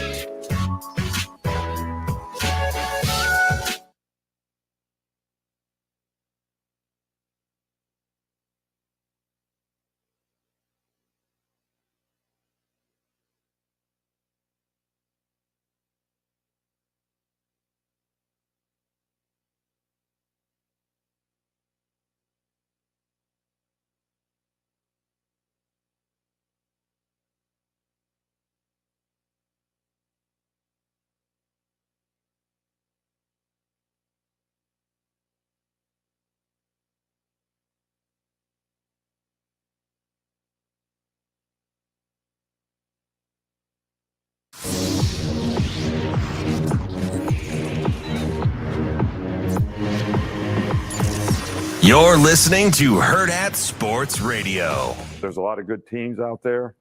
Florida State's certainly a good team, and to go undefeated in their league. And it's unfortunate that some good team had to get left out, but I really think that our team earned the right to be here. We're halfway through the show here on Hurrdat Sports Radio. I'm Ravi Lulla, riding solo with you this morning from the Hurrdat Sports Bar and Grill, the H&H Chevrolet stage. We are on AM 590, ESPN Omaha, ESPN Tri-Cities. Real quick before we get to DB, we need to talk about our Husker fans that are on your Christmas shopping list. Santa is making his list, checking it twice. You need to make it a little bit easier on our guy, Santa Claus. He's going to Alumni Hall. Alumni Hall is your one-stop shop to get all things Huskers. Gifts for him, gifts for her, gifts for the kids, even the dog. Alumni Hall has you covered. 2 great locations in Lincoln, downtown on P Street, also in South Point Pavilion. Or if you're like me, you like to do your shopping online, they have you covered at alumnihall.com. This week, get 20% off your Alumni Hall purchase with code UNLHoliday. That's all one word, UNLHoliday. No spaces, that's 20% off. So get your shopping done. Head to Alumni Hall. Use your code UNLHoliday to save some money on all your Husker gear and gifts.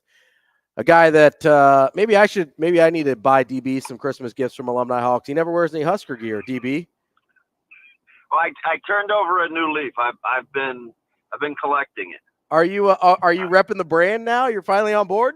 Yeah. So like, what happened? 2 days and my kid committed. Good reason. So you're switching out your West Side gear for Nebraska gear some of the days? Is that what I'm hearing? Yeah. Like 2 days in a row. I wore some pretty slick combos, so I feel pretty good, man. One of the coaches was pretty shocked. He's like, "What? Rumor has it you don't wear Nebraska gear." And I said, "Oh, that's just a rumor. I since you guys have been in town the last year, I've kind of turned it." No, I'm just kidding. But yeah, I do. I wear it now. I like it. I've got a couple of new snazzy white quarter zips. I got another black hoodie. I mean, it's safe now. It's safe. It's weird because I don't mind. Like, it's fine, right? But I'm not this sounds like I don't approach Nebraska like a fan. Right. Right. Like, but now this will challenge me a little bit. Like, will I be a fan? See, I don't know. I mean, I love them, right? You hate that word. You hate that. Like, you hate the word fan when describing how you feel about Nebraska. But let's put some evidence on the table here. I'm going to do better than the College Football Playoff Committee here, and I'm going to use evidence. So wow. So let's see. You went to Nebraska, right? People know that about you, Correct. I think. So there's one in the fan category. You're an alum. Number two, you actively root for Nebraska to do well? Correct. You said it yourself. You love the university. Correct. Your son will be playing football there. I hope so. As far as we know. Well, he's going to sign. I hope he plays at some point. Okay. Your son will be on the football team at Nebraska. Whether he plays or not is still to be TBD. Yeah, correct. So, I mean, all things are pointing to fan, DB. I don't know what to tell you. Yeah, I mean, I get it. I'm just, although you kick back against the typical fan mentality. That's your big bugaboo. Full disclosure, when Iowa had that pick and then ripped off the long run, I'm not kidding you. I kind of looked out the press box window to see how far of a drop it was. I don't really like joking about stuff like that, but I was like, is anybody going to catch me? Like, I was so miserable. Yeah, that's some fan behavior. It felt like a fan. Yeah, I felt like a fan. I was sick to my stomach. I was nauseous when it happened. When I went back and assessed it, I was like, well, fudge. A real fan wouldn't say what I'm about to say, right? Like, I wouldn't mind. It wouldn't bother me one bit playing like Iowa. Like, I could get up, I could look at myself every day in the mirror and be like, you know what? I'm not that good looking anyway. I don't mind winning ugly as long as I could win. So you're saying you're okay if women like you for your personality? Is that? Yeah. Oh God, he's such a nice guy. He's got a great sense of humor. I'd love to have the stones to trot out a walk-on kicker for a game winner. Dude, how about that? That is crazy. Or I don't know. I mean, there's just lots of things that my personality would embrace about being Iowa. So that's not a typical fan take, but I like winning, right? I said this yesterday. I was bothered by the lack of consistency with the transparency of the committee. And I said, I'll never talk bad about teams like Florida State or Iowa because they win. And they don't apologize for the way it looks. Mm-hmm.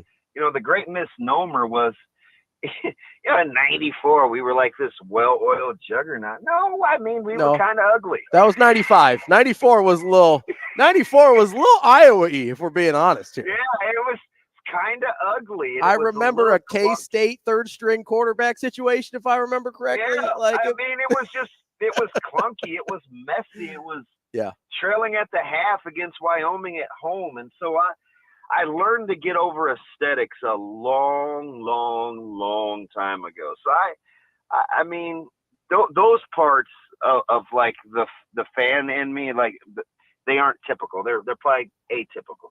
So you're feeling for Florida State a little bit this morning because they found a way to win in unfavorable circumstances, and I mean, kind of were punished for it, right? Yeah, so I woke up yesterday, and I don't even know why I put anything on social media that was remotely going to spark this, because my timeline for the next 2 hours was incredible. But I start out with two basic things. I shouldn't have said it out loud, but whatever. I said, I'll be curious to see what consistency is shown with the team selections, because I figured everybody always talks about deserving versus best, but even best was gray. So I didn't love that if it was going to be skewed towards that. So I felt like, okay, let's just change deserving to one when it mattered. Yeah. Like, is that simple enough? Because that takes, well, we didn't have this quarterback, or they weren't playing well then, or they're playing better now. That takes all of that out of there. So then I felt like, okay, if we change deserving to just one when it mattered, then Florida State's probably got to be in. Well, you look at it, right? Because when it matters, like Alabama goes into that Texas game knowing like, hey, if we win this, we're in really good shape to make the college football playoff. Like they know that the same way that they know when they go into Georgia, like, hey, we got to go win this game to be in the college football playoff. The same way Florida State, by the way, went and played LSU on a neutral field and said, hey, we got to win this one week one right out the gate to have a chance to do this thing we want to do. Yeah, weren't they 2-0 against the conference? They were 2-0 against the SEC. LSU, who they boat raced, by the way, and Florida, who didn't end up being very good. But still, the SEC would tell me that even they're not very good teams are good, because that's what I heard. One of these things is not like the other, right? Yeah, so I don't want and first of all, don't let anybody shame you for people being upset about the college football playoffs. I love the guys and gals that kind of get on their soapbox and are like, this is what happens, and death taxes and being mad about who's in the playoffs. That doesn't make it any less valid. Okay, so don't be one of those guys that's too cool to like try to want betterment for the sport. Because when you go to 12, they had a chance to establish at least some sort of baseline for what they were looking for, but they still introduced the measure of eye test and rationalizing. So I cringe when I hear people use the term best, because a lot of times that's subjective. Yeah. No, right? It's always subjective. Best is always subjective. Now, occasionally you'll get people to agree, okay, one or two teams are the best. You start getting the 12, I was like, you had a chance. You had a chance. All right, DB, we're going to have a chance to continue catching up with you here after the break. We appreciate you sticking with us. We will get to more of DB here on Hurrdat Sports Radio on AM 590 ESPN Omaha, ESPN Tri-Cities.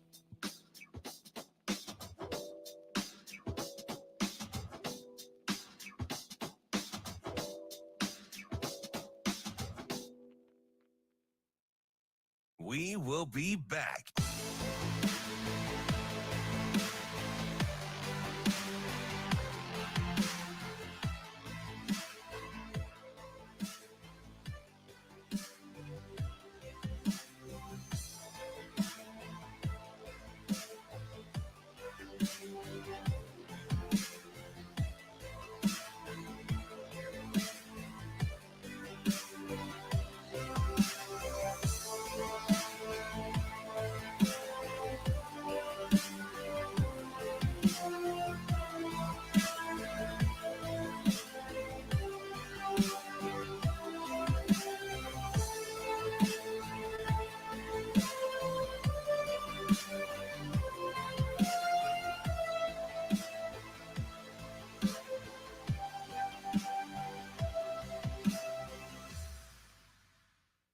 will be back.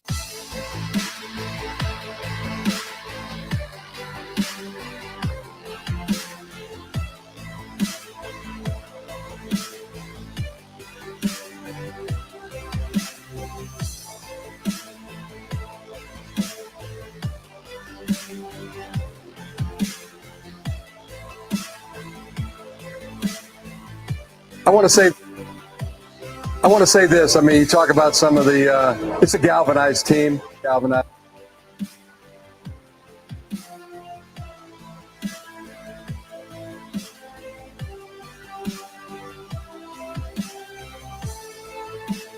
To earn a seat at the table, to be in this tournament is one that we're humbled by, but excited for as well. We will be back.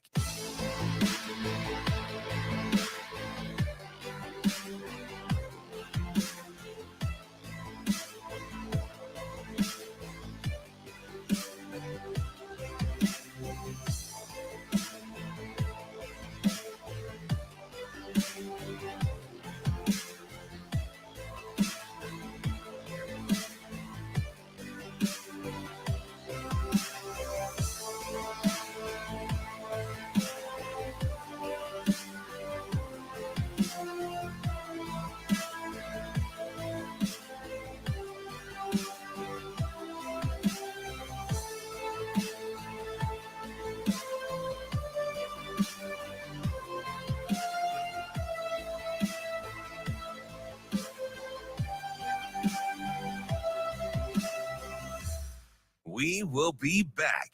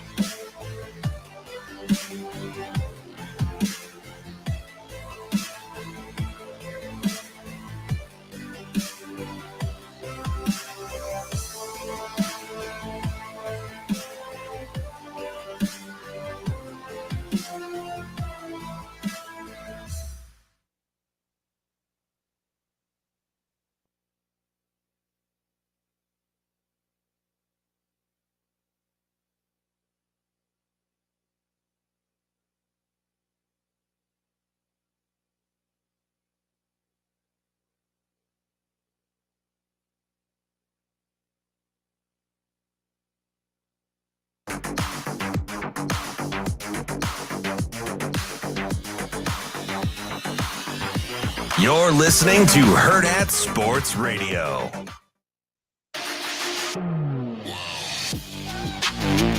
Wrapping up hour number 2 here on a Monday on Hurrdat Sports Radio. I'm Ravi Lulla, live on AM 590 ESPN Omaha, ESPN Tri-Cities. Reminder, game preparation and repetition predicts success and winning. Drivers and vehicle passengers who always use their seatbelts will increase their survival chances if a crash should happen. Make it click from the NDOT Highway Safety Office. I know a guy that believes in preparation and repetition, and he's joining me now back on the Warhorse Sportsbook Hotline. It is Old DB. Close your ears for a second. That's Damon Benning. I know you don't like to hear your name out loud, so I was trying to help you out there. But DB, what's going on, bud? Oh man, some things haven't changed. It's all good. All good in the neighborhood. So we were talking about the college football playoff, obviously, before the break there, and so my big issue here, right? Because if you want to penalize Florida State for the quarterback thing, I disagree, but I sort of get it. Shouldn't they have moved them down last week? Well, that's one thing they could have done. You also could have some conviction. Listen, we just talked about, you kind of alluded to the SEC here a little bit with LSU and Florida, right? And we go about this every single year. Yes, the top 2-3 teams in the SEC are typically fantastic. The depth of the conference is not anything like it's wildly overrated. I'm overwhelmed with it, Yeah. and just look at the top 7 or 8 other teams that weren't in the SEC's record against the SEC. So this year, So it's like, okay, so your other alternative is to not buy into the narrative. Could you really have a college football playoff without the SEC champ? Like, I don't know. Is that really a thing? Is that really a thing where it's somehow written, well, it's the SEC. How about we just look at the quality of play? Because do you know what I heard yesterday? I heard this all morning. I thought it was hilarious. I heard Bama's argument being made at the fact that they beat Georgia.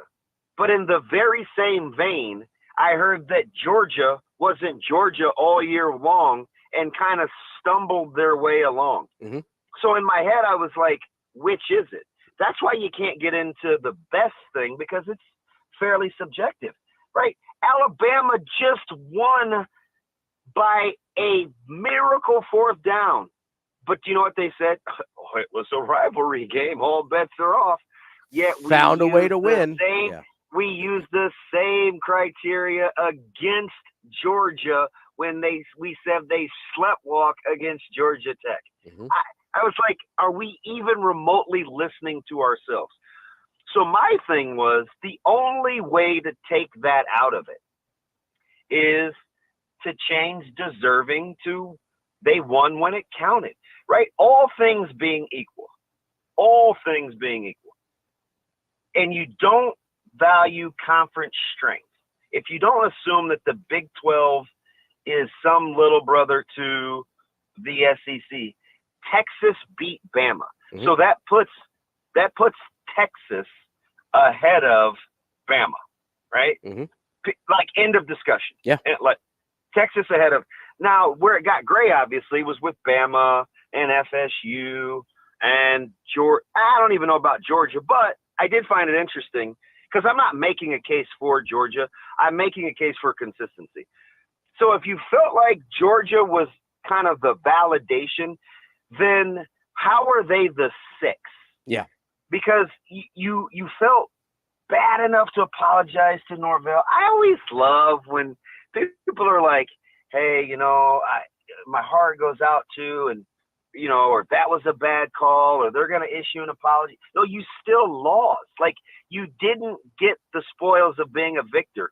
So I don't want to hear the back pats and we feel bad. And I'm like, you think Norvell cares? I mean, did you not see his statement?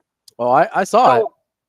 You apologize to FSU, you say they're worthy, and you put them ahead of Georgia as the 5.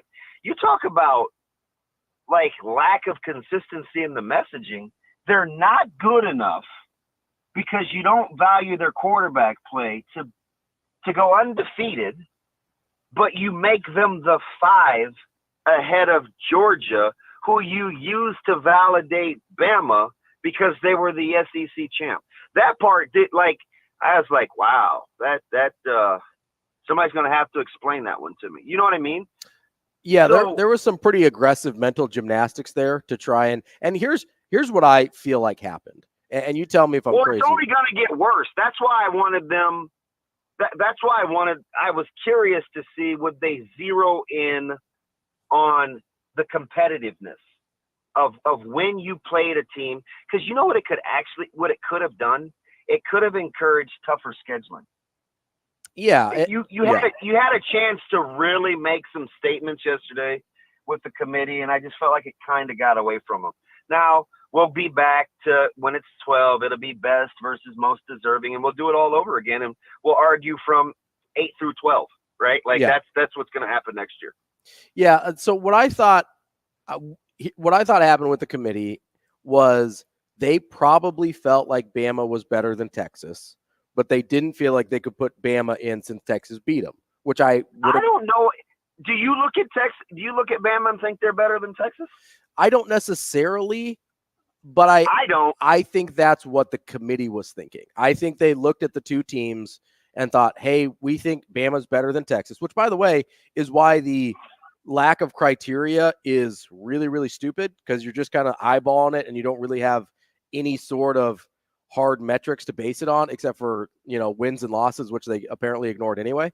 Listen, and you're talking to a guy that only got one of the 4 playoff teams right when he started the season, right? That I picked Michigan. Yeah. But I did get my dark horse right, and that was Texas. I like Texas all year because of their physicality. Yeah. And that roster is ultra talented. Now, the team that I think people are sleeping on that's really good is Washington. Yeah. Like, because they're way more physical than they get credit for. Oregon would physically be able to kind of get after Washington. Washington's way more physical than they get credit for. Oh, hey. And so I guess at the end of the day, I love the fact that both games, it's 4.5 or less spreads. That's new and refreshing, right? So we figure the semifinals and finals could be tight. I like that. What I don't like is now we've just introduced more debate for next year by adding more teams.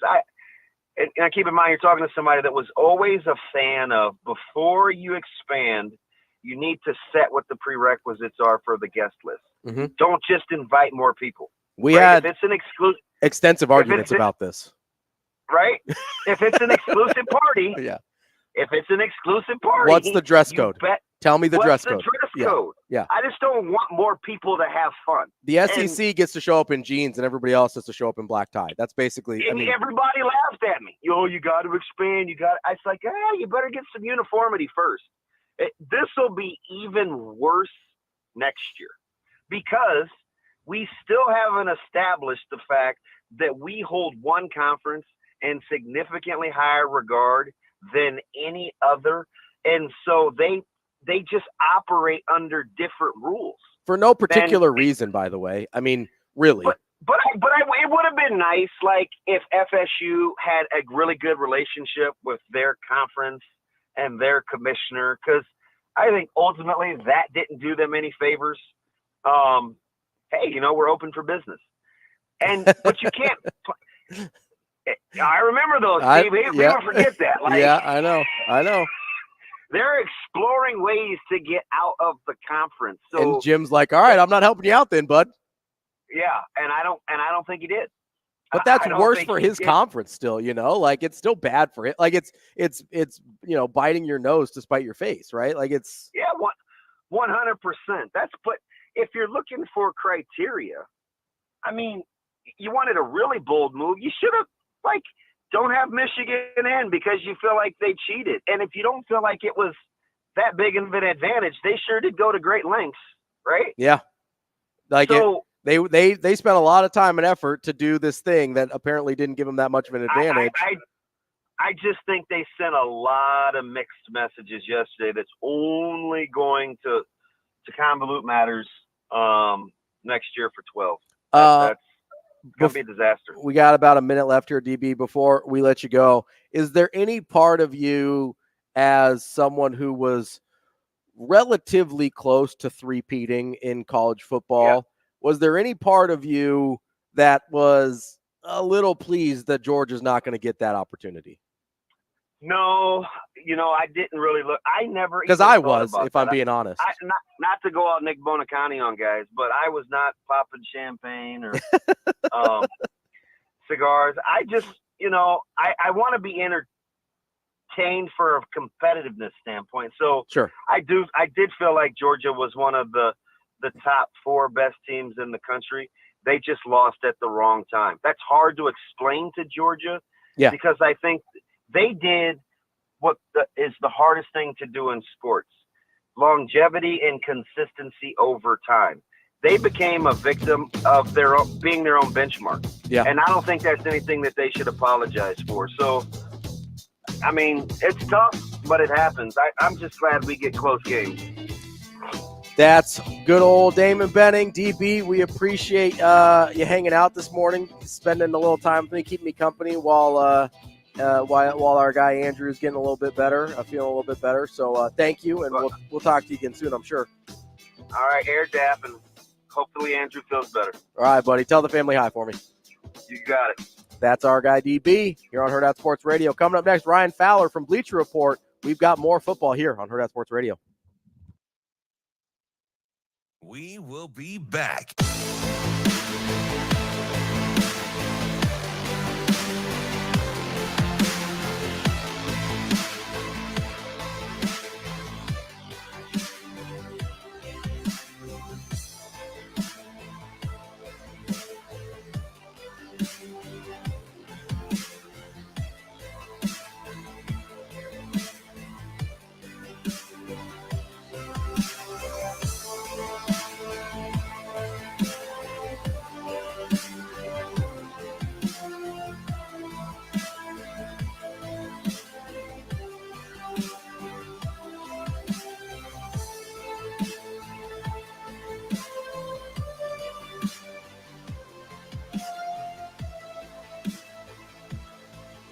Sports Radio. I want to say this. I mean,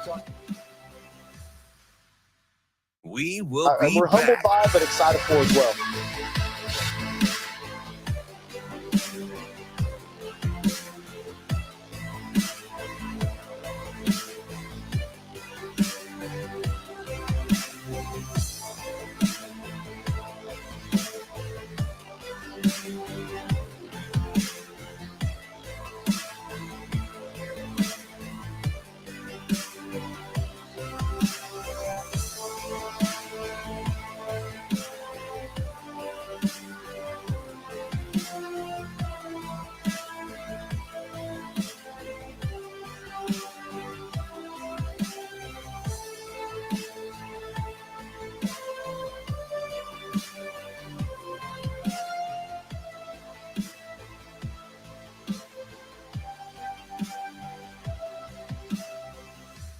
We will be back.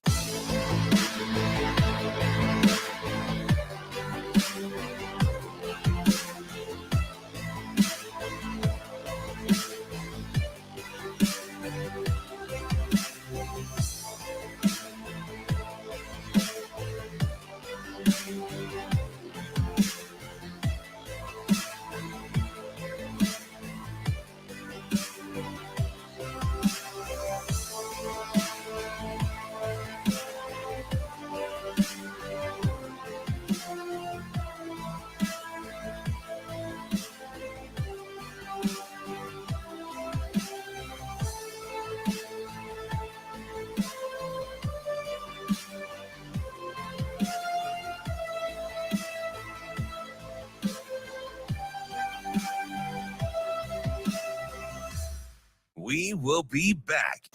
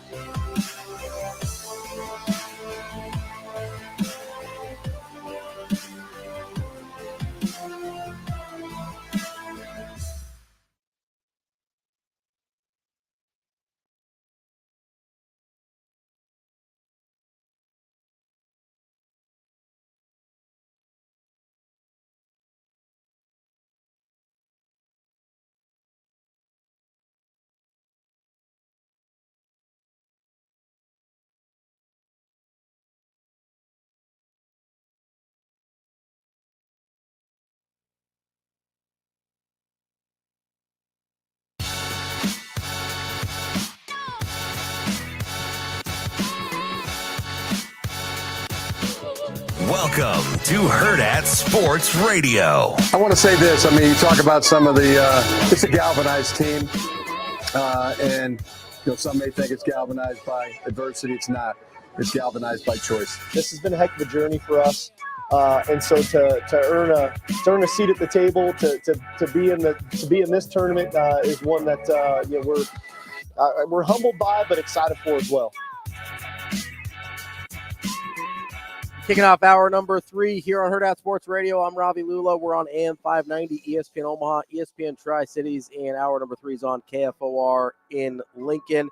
If you're still trying to get up and ready to go this morning, make sure you get out to the Beanery to put a little pep in your step. 4 great Omaha area locations, Gretna, Papillion, Ashland, and 168th and Giles. They roast their own coffee, locally owned and operated. They've got hot and iced coffee, frozen specialty drinks, some breakfast sandwiches, muffins, even gluten-free and vegan scones. The Beanery, serving people coffee. Joining us now on the Warhorse Sportsbook Hotline is Ryan Fowler. He covers the NFL and college football for Bleacher Report. Ryan, how are you this morning? I'm good. Appreciate you guys having me on. Absolutely. We appreciate you joining us. Let's start with the NFL. I've been talking college football for about 2 hours nonstop here. So let's start with the NFL. Can you put into context for me what you saw last night in that, or yesterday afternoon, I should say, in that 49ers-Eagles game? And how impressive was that without, I guess, putting too much stock into just one regular season game? Yeah, I think you absolutely have to put some stock into it, right? I think the 49ers on the road wanted to absolutely send a message to Philadelphia. All we've heard all year long is how good Philadelphia is, how good Jalen Hurts has played, the tush-push, everything along those lines. It's been all Philadelphia, right? And they go into that game and beat them by 20-plus in a hostile environment that is Lincoln Financial Field. Brock Purdy was efficient. The defensive line got after Jalen Hurts, made things tough. That third level, that Niners defense, people forget that they lost Talanoa Hufanga, who was a major piece to that defense. They lost Trey Greenlaw with that incident with the security guard in that first half. So the Niners seem to go into that environment. Now, again, like you said, you have to hold weight towards that, but there's never been a Super Bowl that's been won in December. So when we move forward into these next few months and we may see a rematch of these teams moving forward, it's going to be a heck of a battle, because I think now this is one of the more renewed NFC rivalries that we're going to see for the next 5-10 years potentially. I know one of the big storylines yesterday coming out of this game, especially from the 49er side, was, hey, we told you if we had a quarterback, the NFC Championship game would have gone a lot differently. Do you buy into that? I look at Kyle Shanahan's system, and I think you could throw maybe one of the best high school quarterbacks in the league. I'm kidding. But if you could, the efficiency that Brock Purdy operates with in this offense, whether they want to work you horizontally or whether they want to pick you apart vertically in the shallow areas or take deep shots to guys like Brandon Ayuk, or we saw last night with a guy like Jawan Jennings and beating guys in the open field, they can beat you in a multiplicity of ways. And when you got a guy like Christian McCaffrey running behind an offensive line like that has Trent Williams at left tackle, one of the best to ever do it in the sport of football, they can just beat you in so many different ways. And when you look at this Philadelphia defensive front, they have the big boys up front that they want to scheme off of, but then you got the back end to where they've been, in my opinion, they need to be more creative, specifically with their safety. You drafted Sidney Brown out of Illinois, and I'm not seeing him in the box or playing that multi-level defender that he did at Illinois. And that's where they ran into trouble yesterday with George Kittle. But with Brock Purdy running this offense, only 19 completions, 4 of them went for touchdowns. So you're not asking him to play hero ball. He's just being efficient. We'll move on after this one, but the 49ers are kind of playing with an embarrassment of riches on that defensive line. How much of a factor do you think that will be in the postseason, where we've seen teams, if they can get pressure with 4, that might be all it takes to make a run to the Super Bowl? Yeah, I think it's extremely important. And Nick Bosa, Chase Young, they weren't the big-time names that were productive yesterday. There's pressures there. I didn't see Chase a lot in that second half as their sparkly new addition at the deadline, but it really was Javon Kinlaw in the middle of that defense. And what makes that unit so special up front is what they allow the linebackers when Fred Warner and both Trey Greenlaw are on the field together, as, in my opinion, the best linebacker duo in all of football. So if you can get home with 4 and drop 7 consistently in coverage in the NFL today, where they just want to sling around 40, 45 times, it just makes life easier on everybody at every single level. We're talking with Ryan Fowler of the Bleacher Report. What is your level of concern with the Kansas City Chiefs and their, I guess, sometimes inability to get that offense going? I mean, we know the issues with the receiving room. But a lot of times this year we have seen them struggle to put points on the board. What's your level of concern there? Yeah, I think Patrick Mahomes at times, as special as he is as an athlete, and I don't think anybody else will say there's a better quarterback in football right now over the last couple of years. It's just sometimes playing too much hero ball for me, trying to do too much in too many certain times to where it's a 3rd and 5 and he's scrambling around for 5-6 seconds, to where you watch him in years prior and he's just dropping back, making 1 or 2 reads, and the guy is maybe not separating enough, or just throw a guy open. And there is no more Tyreek Hill on the outside. We all understand that, but we talked about that last year, and they go and win the Super Bowl. But teams, I think, right now are focusing more on 87, and that is Travis Kelce. Now, granted, still almost got 100 yards yesterday, but who else is around him? And they made additions in Sky Moore and Rashee Rice, and they have some other names that they brought in, like Richie James. But those guys just haven't stepped up at all. And as good as Patrick is under center, at some point you have to ask those guys to at least get a little bit of separation to help Patrick Mahomes out, to where he doesn't have to make a perfect throw every single time. And that's where it comes down for me right now, where I'm not gonna count out Patrick Mahomes as long as he's in Kansas City, similar to how we thought about Tom Brady when he was in New England. I'm not gonna count him out when it comes down to it. But these guys on the outside have to help him out a little bit, other than Travis Kelce. Well, speaking of Tyreek Hill, his new team 9-3 dominated yesterday against a not very good Commanders team. But do you look at the Dolphins as the class of the AFC?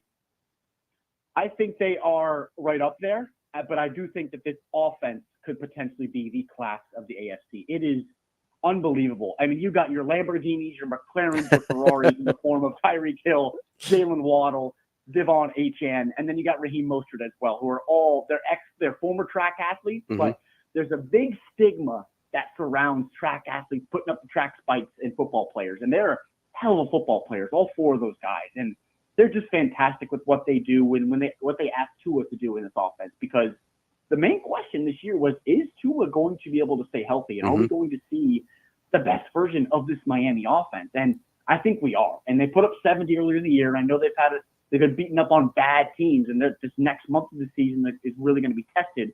But man, you watched that offense yesterday, to where if Washington had any chance to keep that game close, this team puts up probably 60 points. Tyreek Hill, 130 yards in the first half. No one can cover him. I don't think anybody can cover him. Washington really broke one of the 10 commandments in football, running man against Miami. You just don't do it. You just don't do it. So Miami, I think they are the class of the AFC offensively.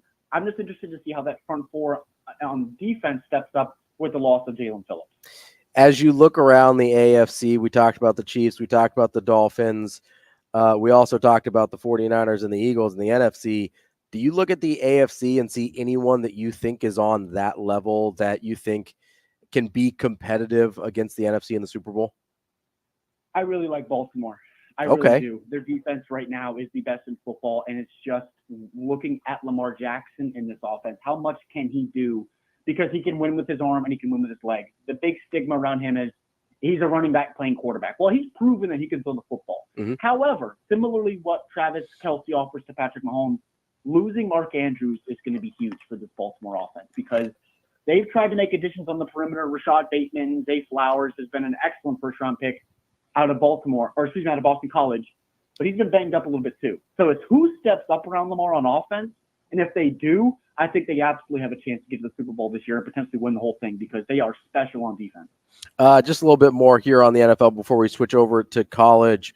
The Patriots fall to 2-10 with that super bizarre game against the Chargers yesterday.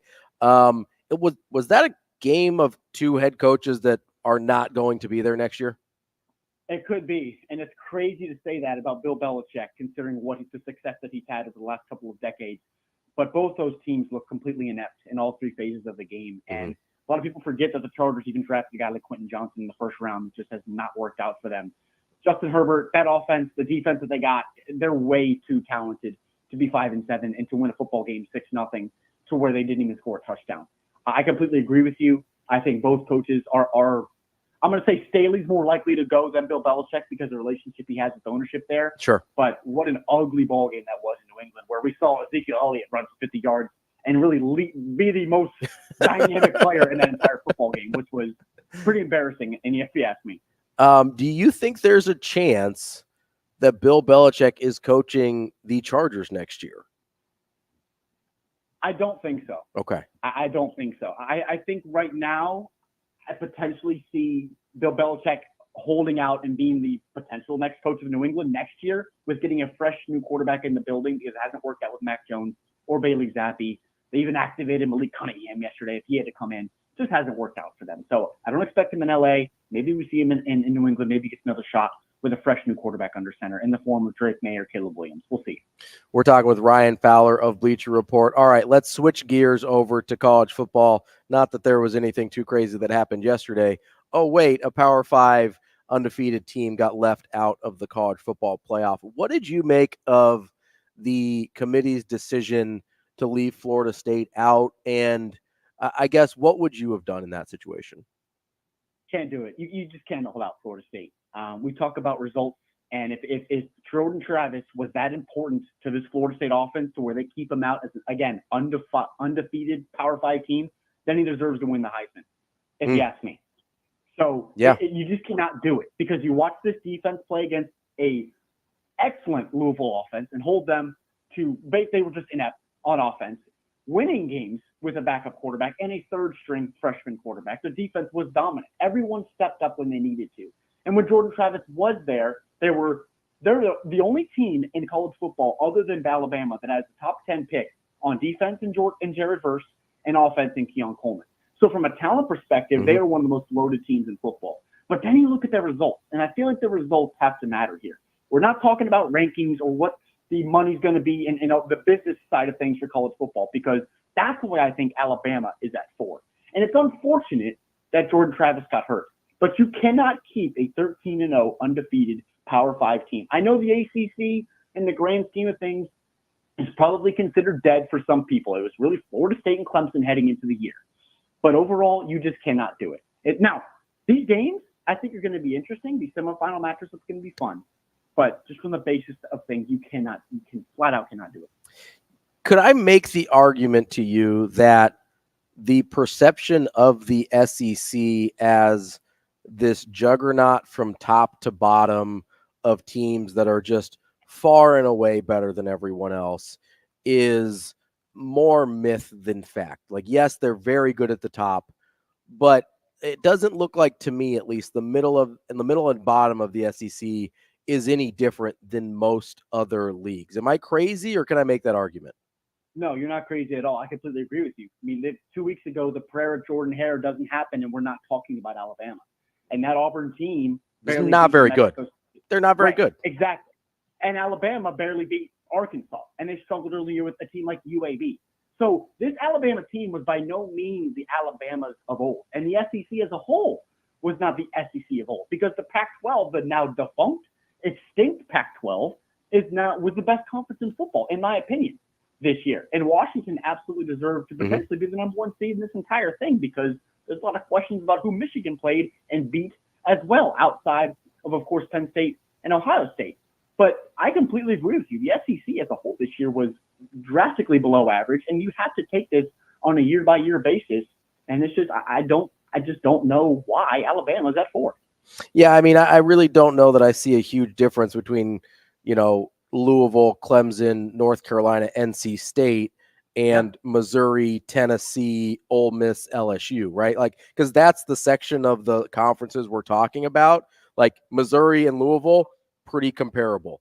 Tennessee and like an NC State or North Carolina, pretty comparable. You can make an argument that Clemson is the most talented team out of that entire group of, 8 or so, whatever I named.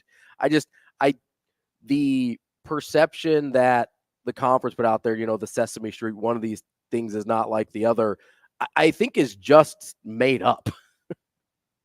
No, I agree with you. And I think the bottom line, when we look forward into this thing this year with 4 teams, I'm excited for next year where there's 12. Now, for some people, that may be too much, but I think it's the perfect number to where football, you got to line up at the end of the day. It is not spreadsheet football. You can't look at a depth chart and say that team's going to beat this team, because right now, if we had it this year, we would have seen Liberty face Florida State. Now, the talent discrepancy is big. However, Liberty's got some NFL players on either side of the ball that can play some football for you. So I just think it's going to be really fun moving into next year and the years following, where we get 12 teams to where anything can happen. More football, in my opinion, is always the best when it comes to college perspective.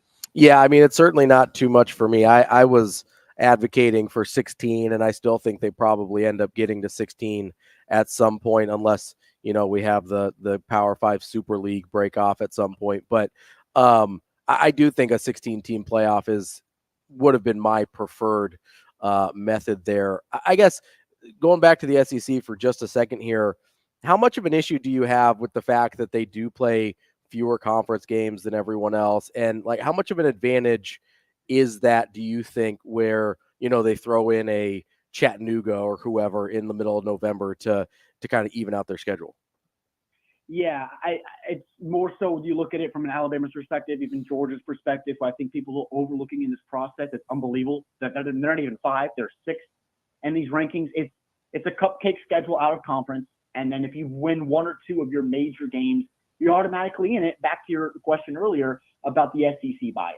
And that's where really it comes down to it for me. There is truly, absolutely, you cannot look at this playoff specifically and not say that there is an SEC bias. I want SEC teams to play more of each other. If they're that big and bad of a conference, even though they got 2 more teams next year coming in, continue to play each other and leave out the Chattanoogas or University of Wisconsin, Alabama, of Pennsylvania. Leave those teams out. Play more of each other and really show who the cream of the crop is. If you have, the SEC with 4 stars and 5 stars everywhere. Ryan, of the teams that actually did make the college football playoffs, we've got Michigan, Washington, Texas, Alabama. What are your initial thoughts of how that could possibly play out? I think the first semi, Washington and Texas, I think that 2-3 matchup is going to be fantastic. Now, it may be a behind-the-barn 45-40 type of matchup. We know Big 12 defenses like Texas, they don't really like to play a lot of defense. It could be an old Red River showdown with them in Oklahoma we've seen over the years. But Quinn Ewers and Michael Penix going at it, I think that's going to be a really fun matchup. Michigan and Alabama, you look at Michigan's roster, they have contrasting styles on offense and defense, where their offense is from 1980s where they want to run at you, but they've lost guard Zach Zinser, who's going to be a major loss for them in the middle. You kind of saw it in that Big Ten title game, against Iowa. But on defense, they have the talent to counter guys like Jermaine Burton on the outside and linebackers to run sideline to sideline if Jalen Milroe wants to escape outside the pocket. So for me, the most exciting matchup in the semis is going to be Washington and Texas. Michigan and Alabama may be that slow, methodical 20-10, 17-14 type of matchup. But I think both matchups are going to be really fun to watch, specifically not only for the CFP, but for draft fans out there as well. Do you think there's a clear favorite to win the title? Because out of those 4 teams, you kind of just went over it there. I think there's strengths and weaknesses on every single roster there. I don't think you can look at this 4 and say this team is for sure the best. Is there a team that you're leaning toward? There isn't. There absolutely isn't. I think all 4 teams are pretty equal. I think you can have concerns like pros and cons you could balance with each of these 4. I think it's going to be a battle to the end for both of these games. All offenses can score and all defenses have players at all 3 levels. And I think it's going to come down to coaching. I think it's going to come down to execution in certain down situations to where you're going to have to execute. And that's really what we haven't seen it a bunch in these last 2 years of college football playoffs, to where the semis where it's Ohio State against Notre Dame or a Clemson Notre Dame. No shots to the Fighting Irish out there in South Bend, but every time they show up in the CFP, it's usually a boat race. But all 4 of these teams are really talented on either side of the ball, and I think we're going to get good games out of all these. But I don't have a favorite right now. Ryan, real quick before we let you go here, you mentioned, if Jordan Travis was that important to Florida State that they get left out, then he should win the Heisman. I don't think he will, but you look at the kind of candidates. Who do you think is the most deserving player of the Heisman this year? For me, it's Jaden Daniels at LSU. And I think when I finalize my QB board this draft cycle, I think he's going to be QB3 behind Drake May and Caleb Williams. I think you look at what he's done this year at LSU, another one of those transfers right in from Arizona State where people forget that he was even there. Mm-hmm. Now, it was nice having Malik Neighbors on the outside and Brian Thomas Jr. Both those guys are going to be drafted this year and high at that. But his legs and the arms, and he kept LSU in football games to where LSU's defense was abysmal. They were one of the worst units, not only in the SEC, but in all college football as well. They were bad on the defensive side of the football. But Jaden's special. I mean, first guy since Johnny Manziel over a decade ago to throw for 3,000 yards and rush for 1,000 or more. He is my Heisman winner, and I think he's also going to be able to translate that to the next level and be a dynamic athlete on Sundays for some teams. Could I make the argument that Michael Penix and what he was able to do at Washington deserves consideration over the 3-loss Jaden Daniels at LSU? Oh, I think you're absolutely right. I mean, you watch Michael Penix and the big throws he made in that Pac-12 title game, and it's nice having guys on the outside like Romo Dunze, but I'm gonna be really interested to see how he performs if they potentially meet a Michigan or an Alabama in the final, and those teams take away a guy like Romo Dunze, because I don't think Texas will. They have talent on the defensive front, but Michigan with Will Johnson and Alabama with a guy like Kool-Aid McKinstry and Malachi Moore, they will take away a guy like Romo Dunze. So Jalen Polk and Jalen McMillan, those are the guys that are going to have to step up. But Michael Penix has been a really nice evaluation since coming over from Indiana, to where at times he was unplayable there for the Hoosiers. Where does Michael Penix fall on your quarterback board? He's probably going to be QB4. Okay, right after Daniels? Right behind Jaden Daniels, yeah. Yep. Is there anyone on that QB? Sorry, I'm a big NFL draft nerd. Is there anybody on that QB board that would surprise me? I don't think so. I think it's all the popular names. I like Bo Nix probably a little bit more than others. Okay. He's right there alongside Michael Penix for me. J.J. McCarthy is more of that efficient type of Brock Purdy talent, in my opinion, where if he falls in an offense that will work around him and ask him to play that hero ball and be the supreme athlete that we sometimes ask quarterbacks to be, what we've seen at times from Bryce Young in Carolina, he's right there in that mix. But there's a clear tier for me at the top with Caleb Williams, Drake May. Then it's Jaden Daniels, Bo Nix, Michael Penix, J.J. McCarthy, and then we'll go down from there. What do you do with Jordan Travis with his kind of unique skill set and the injury? Yeah, I really like Jordan Travis coming into the year. Remember, I was on a Florida State podcast before the season, and I picked Florida State to win the ACC, and I picked them to actually be in the CFP. And it just stinks to see the injuries for Jordan. But his evaluation as a prospect hasn't changed too much for me. Just watching his game and what do you think he's going to be when he's healthy at the NFL level. There's still concerns with his arm strength, his ability to process. Really fun outside the pocket, but the height will scare some teams. So can he see over the offensive line at the next level? That's a big concern for some scouts and personnel I've talked to in the draft process. So he's going to be someone I think that deserves an opportunity. I don't think he's a starter right away, but absolutely you got to come in as a potential QB2 that can be a change of pace guy with his legs if you need to be. I think he absolutely deserves an opportunity somewhere. You think he could kind of replicate a Colin Kaepernick role? I think he could. I think it's a good fit. I think it's a good little prospect comparison. Absolutely. I don't think he has the arm right. talent of Colin Kaepernick, but the legs, the leadership, I think that matters. The ability to just lead an NFL offense. I think lead an NFL offense. I absolutely could do that. Ryan Fowler from the Bleacher Report. Ryan, we're going to have you back on to talk about more draft stuff, but appreciate your time for sure, and we'll talk to you again soon. Absolutely. Thank you so much. That's Ryan Fowler from the Bleacher Report. Coming up next, it's time for the Warhorse Sportsbook Sports Cleanup here on Hurrdat Sports Radio.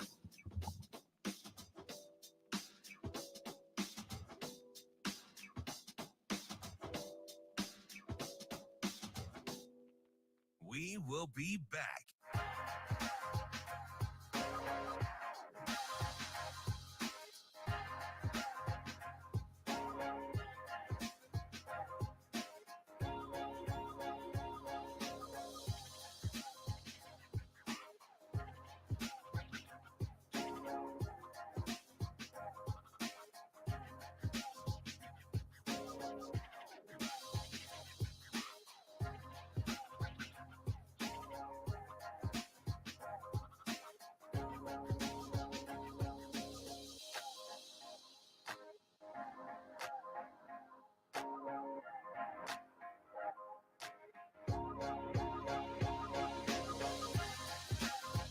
We will be back.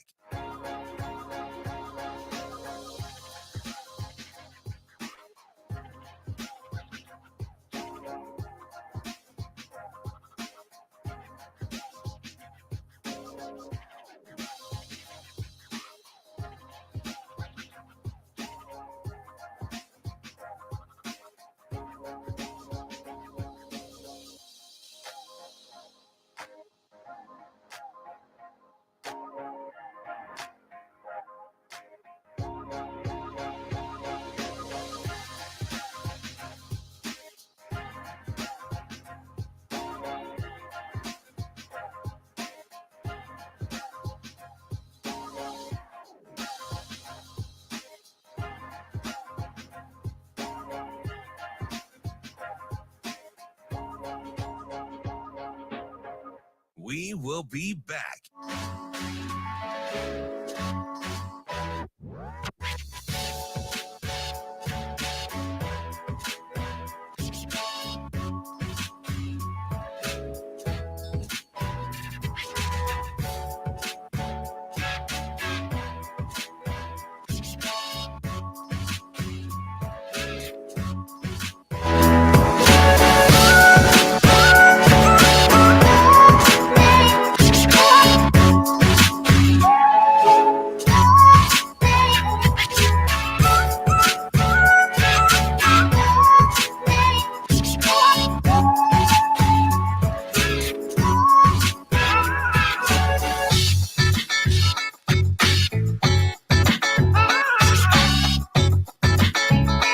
We will be back.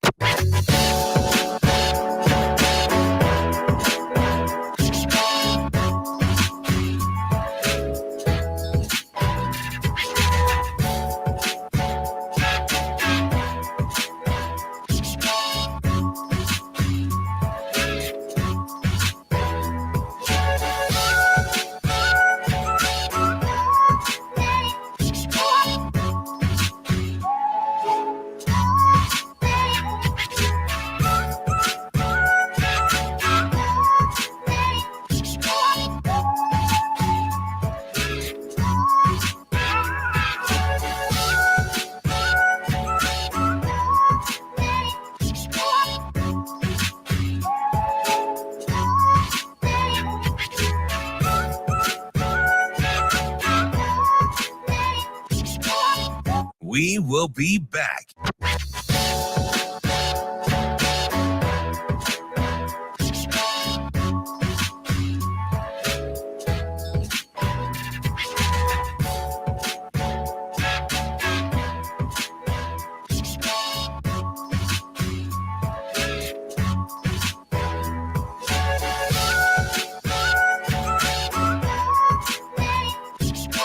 We will be back.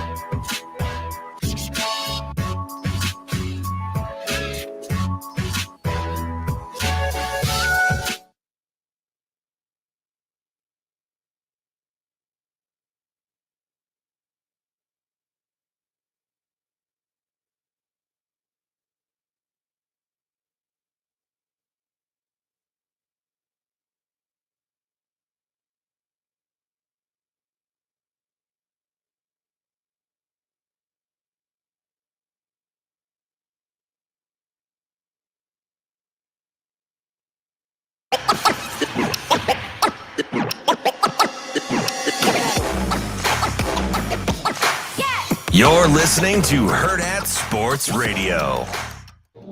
Things you wanted us to get to from the weekend, but we didn't. Cleanup on aisle 6. It's the Sports Cleanup. Welcome into the Hurrdat Sports Radio Warhorse Sportsbook Sports Cleanup here on AM 590 ESPN Omaha, ESPN Tri-Cities, and KFOR in Lincoln. Lots of stuff to get to that we just haven't had a whole lot of time to address yet today. First and foremost, want to give a shout out to both Nebraska and Creighton volleyball on reaching the Sweet 16. Creighton did so in impressive fashion. Obviously, Nebraska did as well. Nebraska will face Georgia Tech here in a few days. They were able to advance out of their own region, their little pod. They'll stay in Lincoln, which is good for them. They beat LIU and then Missouri as well. They play, as I mentioned, Georgia Tech on Thursday, and then the winner of Kentucky, Arkansas will play the winner of Nebraska, Georgia Tech, with a spot on the line to go to the Final Four. That will be on Saturday. Creighton will no longer be at home. They hosted in their opening round games at DJ Sokol Arena, where they swept Colgate and Minnesota. They will play Louisville on Thursday at 11 a.m. That is in Pittsburgh, Pennsylvania. Creighton dominant 3-0 in their 2 matches. Nebraska dominant as well, 3-0 in their 2 matches.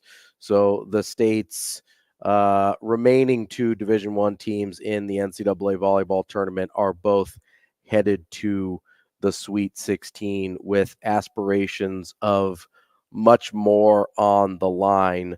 For Creighton, kind of broke a little tough streak in the NCAA tournament. They had not made the Sweet 16 since 2016, I believe.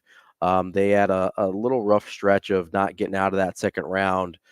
Coach Booth and company were able to break through against a very solid Minnesota squad and reach the Sweet 16. So congratulations to Coach Cook in Nebraska, Coach Booth at Creighton, and everybody in the state of Nebraska who enjoys volleyball, as Nebraska still has 2 teams alive and well in the NCAA tournament.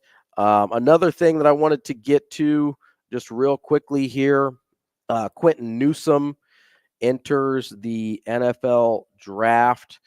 So he will be moving on from Nebraska. Not a surprise there. Q does? Yep. He's out?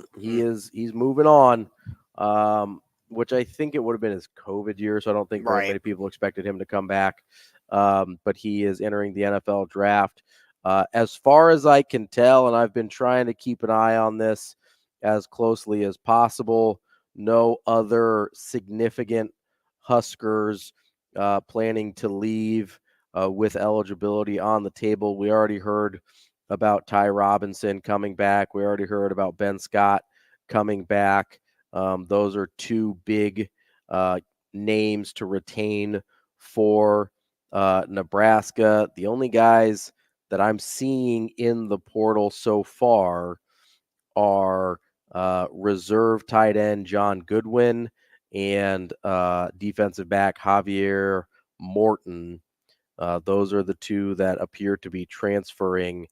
No other, and those are no offense to these guys, but they are not players of consequence for this Nebraska roster.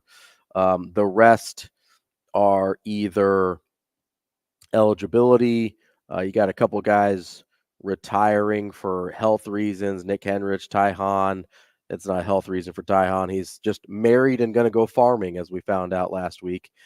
Blaze Gunnarsson is a health issue as well. So nothing wrong with that. Yeah, listen, he's just Ty Hahn. He's engaged and going to go farming. Sounds like a pretty good life right there. Hey, there's certainly worse ways to spend your time. I'm not kidding either. It sounds great. I know. I mean, you're an Iowa kid at heart, right? You got that. I grew up on the farm. So. Yeah, you grew up on the farm, so you appreciate that. I grew up right here in Omaha, so I don't know that I'd do well on a farm long term. But Ty Hahn moving on with his life, so good stuff there. But that's good news for Nebraska, at least so far. The portal's open, and as Coach Rule kind of indicated, don't expect a lot of guys to hop in there. I do expect Jeff Sims to move on at some point, whether that's, I would imagine he's going to transfer. I don't know that the NFL draft route is right for him at this point, just based on the season he had. But I wouldn't expect Jeff Sims to be on the roster next year, but who knows? We'll see. We've talked a lot about college football here today. We've talked a lot about NFL football with Ryan Fowler there. I'm really having a hard time figuring out who beats either the 49ers or Eagles. And after last night, I guess the 49ers mostly. I'm having a real hard time figuring out who beats the 49ers on their way to a Super Bowl. And that's not just because I'm a 49ers fan. That's a dominant team. They did have a 3-game losing streak, so they're not unbeatable. But that is a really, really good football team. They are second in point differential in the NFL, ironically enough, to the Dallas Cowboys, who are at plus 168. The 49ers are at plus 163. If there's only a couple other teams above the plus 100 mark, one of them was mentioned by Ryan Fowler, the Baltimore Ravens, plus 137. They were on a bye this week. They're a really good football team. I do worry about Lamar Jackson's ability to win with his arm without Mark Andrews available to him. I think he provides a lot of the same security that Travis Kelce provides to Patrick Mahomes. And obviously, Lamar Jackson is not the thrower of the football that Patrick Mahomes is. Do you gear up after your team wins, like the championship? Like, are you going to gear? I mean, if the 49ers win the Super Bowl, are you going to come in with new gear? I might get a hat. I think I've started leaning more hat away from t-shirts. I don't wear a ton of like graphic t-shirts anymore. That's to say t-shirts with graphics, not t-shirts that are graphic, like offensive. I've never really worn a lot of those. Hats look a little better on the shelf too. Yeah, I kind of hang them up on my wall, the hats and everything. I would probably get something. I don't know what. I've gotten those. Like there was a Red Sox World Series that I got, like a commemorative baseball. Okay. So I would think about something like that. I would get something. I don't know what it would be. I'm not going to go crazy and, buy all the on-field merch and stuff like that. But, yeah, I would get something. They haven't won one since I was a kid in 94. So, it's a pretty big deal. I think I'd get something. That's almost 30 years. That's quite a bit, yeah. That's cool. I geared up a lot when the Red Sox won in 2004. I got the T-shirt, I got the hat, I got a bunch of stuff. You got the DVD, you get all that. Oh yeah, so that was one of my favorite Christmas presents ever. Was getting the box set of DVDs of the entire ALCS. Oh wow, and World Series. And the World Series, of the 2004 Red Sox, and it was at the time it was expensive. It was like $150 or something. And I think like my whole family was like, okay, this is kind of from all of us because we didn't typically spend that much money on each other for Christmas. So is this a Sports Illustrated thing? I don't know who put it out, but I watched those DVDs endlessly when I was younger. All the time. I used to fall asleep watching like Game 4 of the World Series. So Game 4 and Game 5 of the ALCS actually, because those were the longer games that the Red Sox would they won in 12 and 14 innings respectively. And so I would fall asleep watching those games.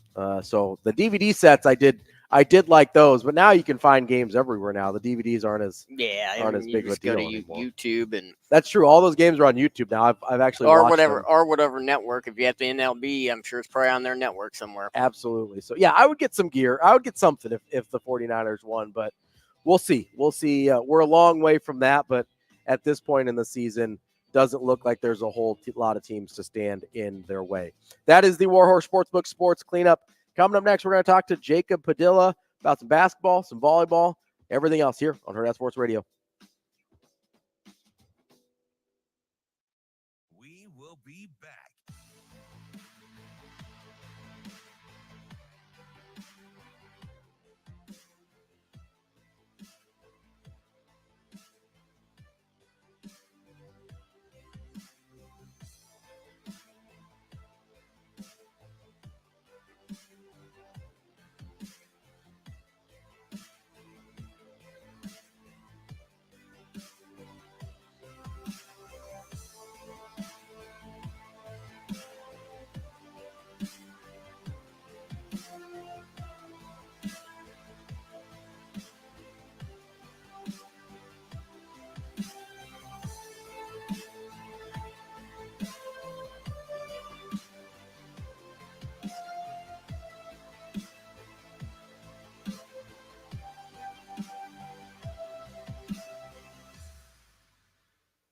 will be back.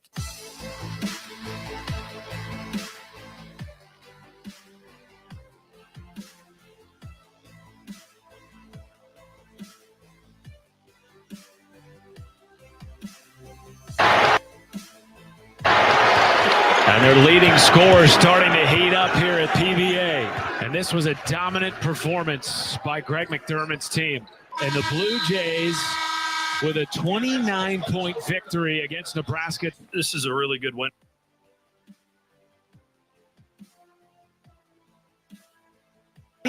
Point victory against Nebraska.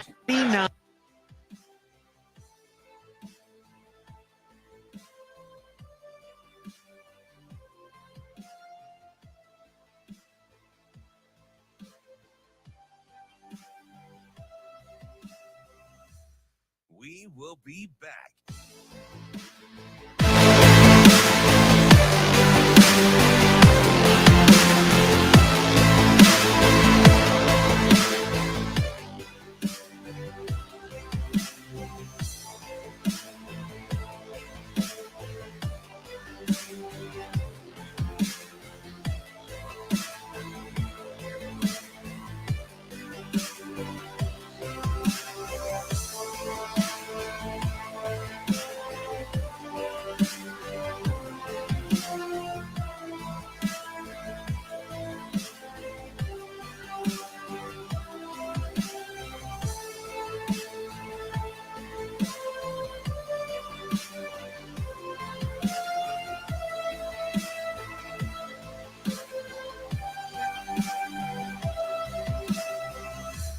We will be back.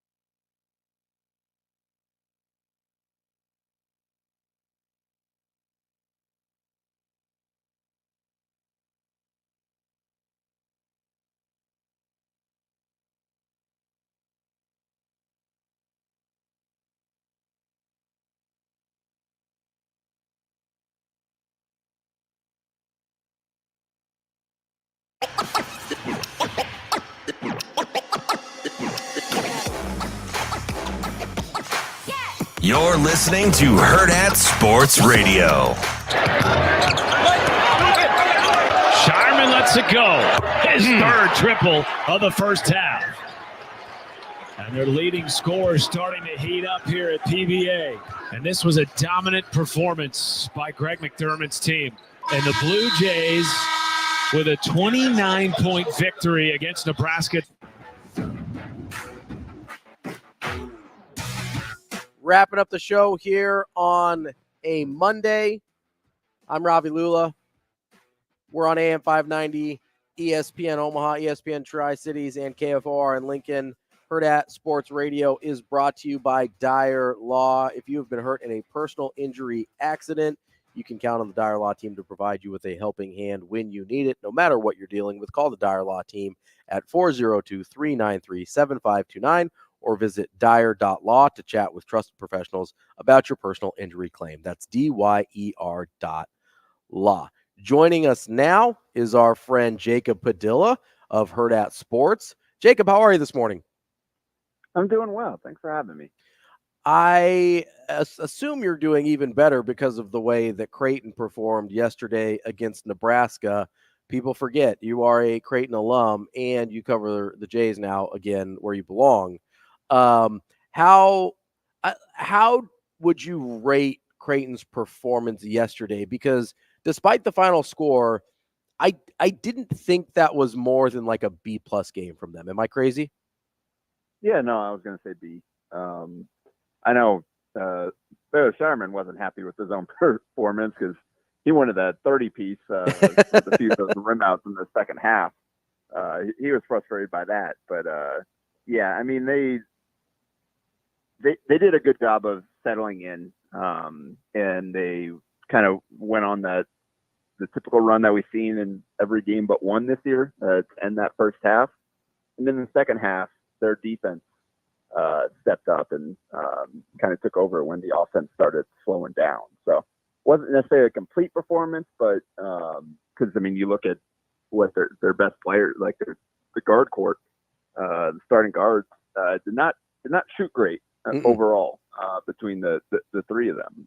But the role players were efficient with their opportunities, and Nebraska shot under 35% from the field. Jacob, I'm glad you brought up the defense for Creighton, because I know that's something that people have looked at this year and said, hey, maybe that's a place they take a step back. And I kind of get what they're saying there. But Nebraska had been pretty good offensively, and especially what Creighton was able to do to them in the second half. Like, that has to be pretty impressive, right? Yeah, I mean, Nebraska was a top 25 offense coming into this. Yeah. And this performance vaulted Creighton up to 10th in adjusted defensive efficiency on KenPom. I think they were around like 21st, 22nd, somewhere in that range. They were in top 25, but like that's like a solid 10-spot jump, something like that, from one game, which kind of shows the respect that the numbers at least had for what Nebraska had done offensively so far this season. And Keisei Tominaga had a good first half, but outside of that, they really kept everybody else in check. Nobody else played well offensively. And Tominaga slowed down in the second half. They kind of got they got him under control. So really impressive performance. The 2 for 22 from three certainly helped. Sure. But Greg McDermott said a lot of those 22 threes were the threes that Creighton wanted them to take, and not necessarily the ones that Nebraska wanted to take. And so that really is the between not fouling, which Nebraska, that was the key in this game, because Nebraska had basically more than doubled their opponent in free throw rate on the season heading into this one. They had a huge advantage at the free throw line in almost every game they played this year. And Creighton obviously is best in the country at not fouling. So that was going to have to give one way or the other. And Creighton certainly won in that regard. And then in the 3-point game, Creighton's been really good at taking away 3-point opportunities for teams, even though that teams that hit them, I believe like a 35% rate or so against them. So they had knocked them down at a decent percentage, but they weren't able to get off many good looks because of the way that Creighton has been defending. And that was certainly the way it played out on Sunday as well. We're talking with Jacob Padilla of Hurrdat Sports. Jacob, you've obviously watched this Nebraska team a ton, covering them in years past, and obviously just being part of the college basketball local community here. How would you build a team and an offense around Keisei Tominaga being your best offensive player? Because I think it's maybe more of a unique challenge than people realize. And that was the problem. Honestly, the way they did at the end of last year looked pretty good. And it's through playing like through the high post with the big man, like we saw with Derek Walker last year, because he's not necessarily a great on the ball player. Although, I mean, you look at what he did against Creighton, like he only hit 1 3. Yeah. A lot of it was kind of off the bounds in that pick and roll game against that drop. He's actually improved significantly in that. And I think that's probably some of the 3x3, the international experience coming in there, as he's continued to work on his game and get chances to expand it. But he's not necessarily a lead guard that's going to run a bunch of pick and rolls and go create his shot consistently. He's a really good off the ball cutter, though. Obviously, he's good coming off screens, coming off handoffs. So I think the key is you just run a lot of actions involving him, get him a lot of different chances to to get different looks at, because he can score in a lot of different ways. But for that, you need someone that can really attract the defense's attention and initiate. And that's where they really struggled against Creighton. Is nobody else played well. That Creighton game was kind of like Creighton's Colorado State game, in that it's like, well, really nothing we try is working right now. Nobody's got it. And the defense that Creighton played, shutting down Rink Mast, Bryce Williams in particular, those two had played really well recently. And Juwan Gary, for the first time all season, he failed to get to double digits. And wasn't really a factor on the glass at all, only played 24 minutes. So they've been a really balanced offense to this point, where it wasn't, all right, Casey, go be our guy. And it kind of had to be that on Sunday because of the way that Creighton defended them. Jacob, I think yesterday showed some of the places where Nebraska misses a Derek Walker the most in not being able to take advantage as much of Ryan Kalkbrenner the way they did last year. Do you think Casey suffers as much as anyone from not having Derek Walker on the team this year? Not really. Like I said, Casey's played really well, actually. And he was, about 15 a game on 50-40 shooting. Honestly, I think Ryan Kalkbrenner being healthy made it tougher for Nebraska to take advantage of him. Creighton had a really good game plan defensively. They changed some things slightly just based on the personnel Nebraska has. And I think, honestly, the biggest problem with this game was Rink Mast and Josiah Alec. I mean, Alec had only attempted 5 threes, but he had hit 2 of them. Rink has had a few games this year where he's hit 2 3-3s. And against the drop, those opportunities were going to be there. And they just couldn't hit them. Creighton dared those guys, Juwan Gary, to hit threes.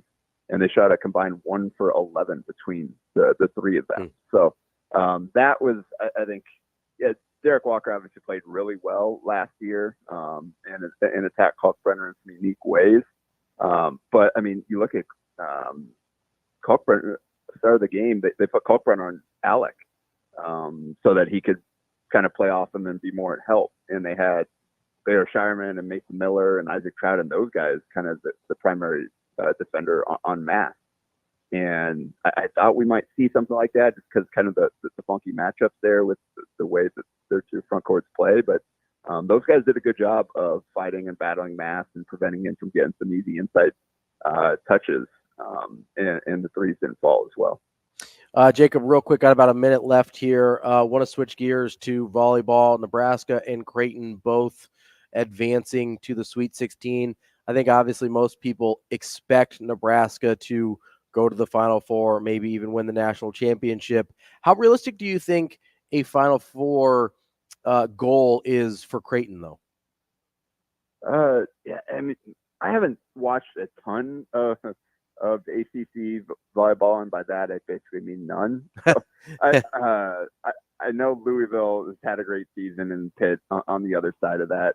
But we're talking 1, 2, 3 seed, and the improvement that Creighton has made throughout the season, having to navigate the injuries, has led to some of their other players really growing up and becoming an even more dangerous part of the team. So with a setter like Kendra Waite and the pins that she has to throw to pass to, and the improvement kind of the other players have made, Creighton's got as good a shot as anybody. I mean, they're going to be underdog going on the road, but I think they've got a chance. That match against Louisville on Thursday should be a lot of fun.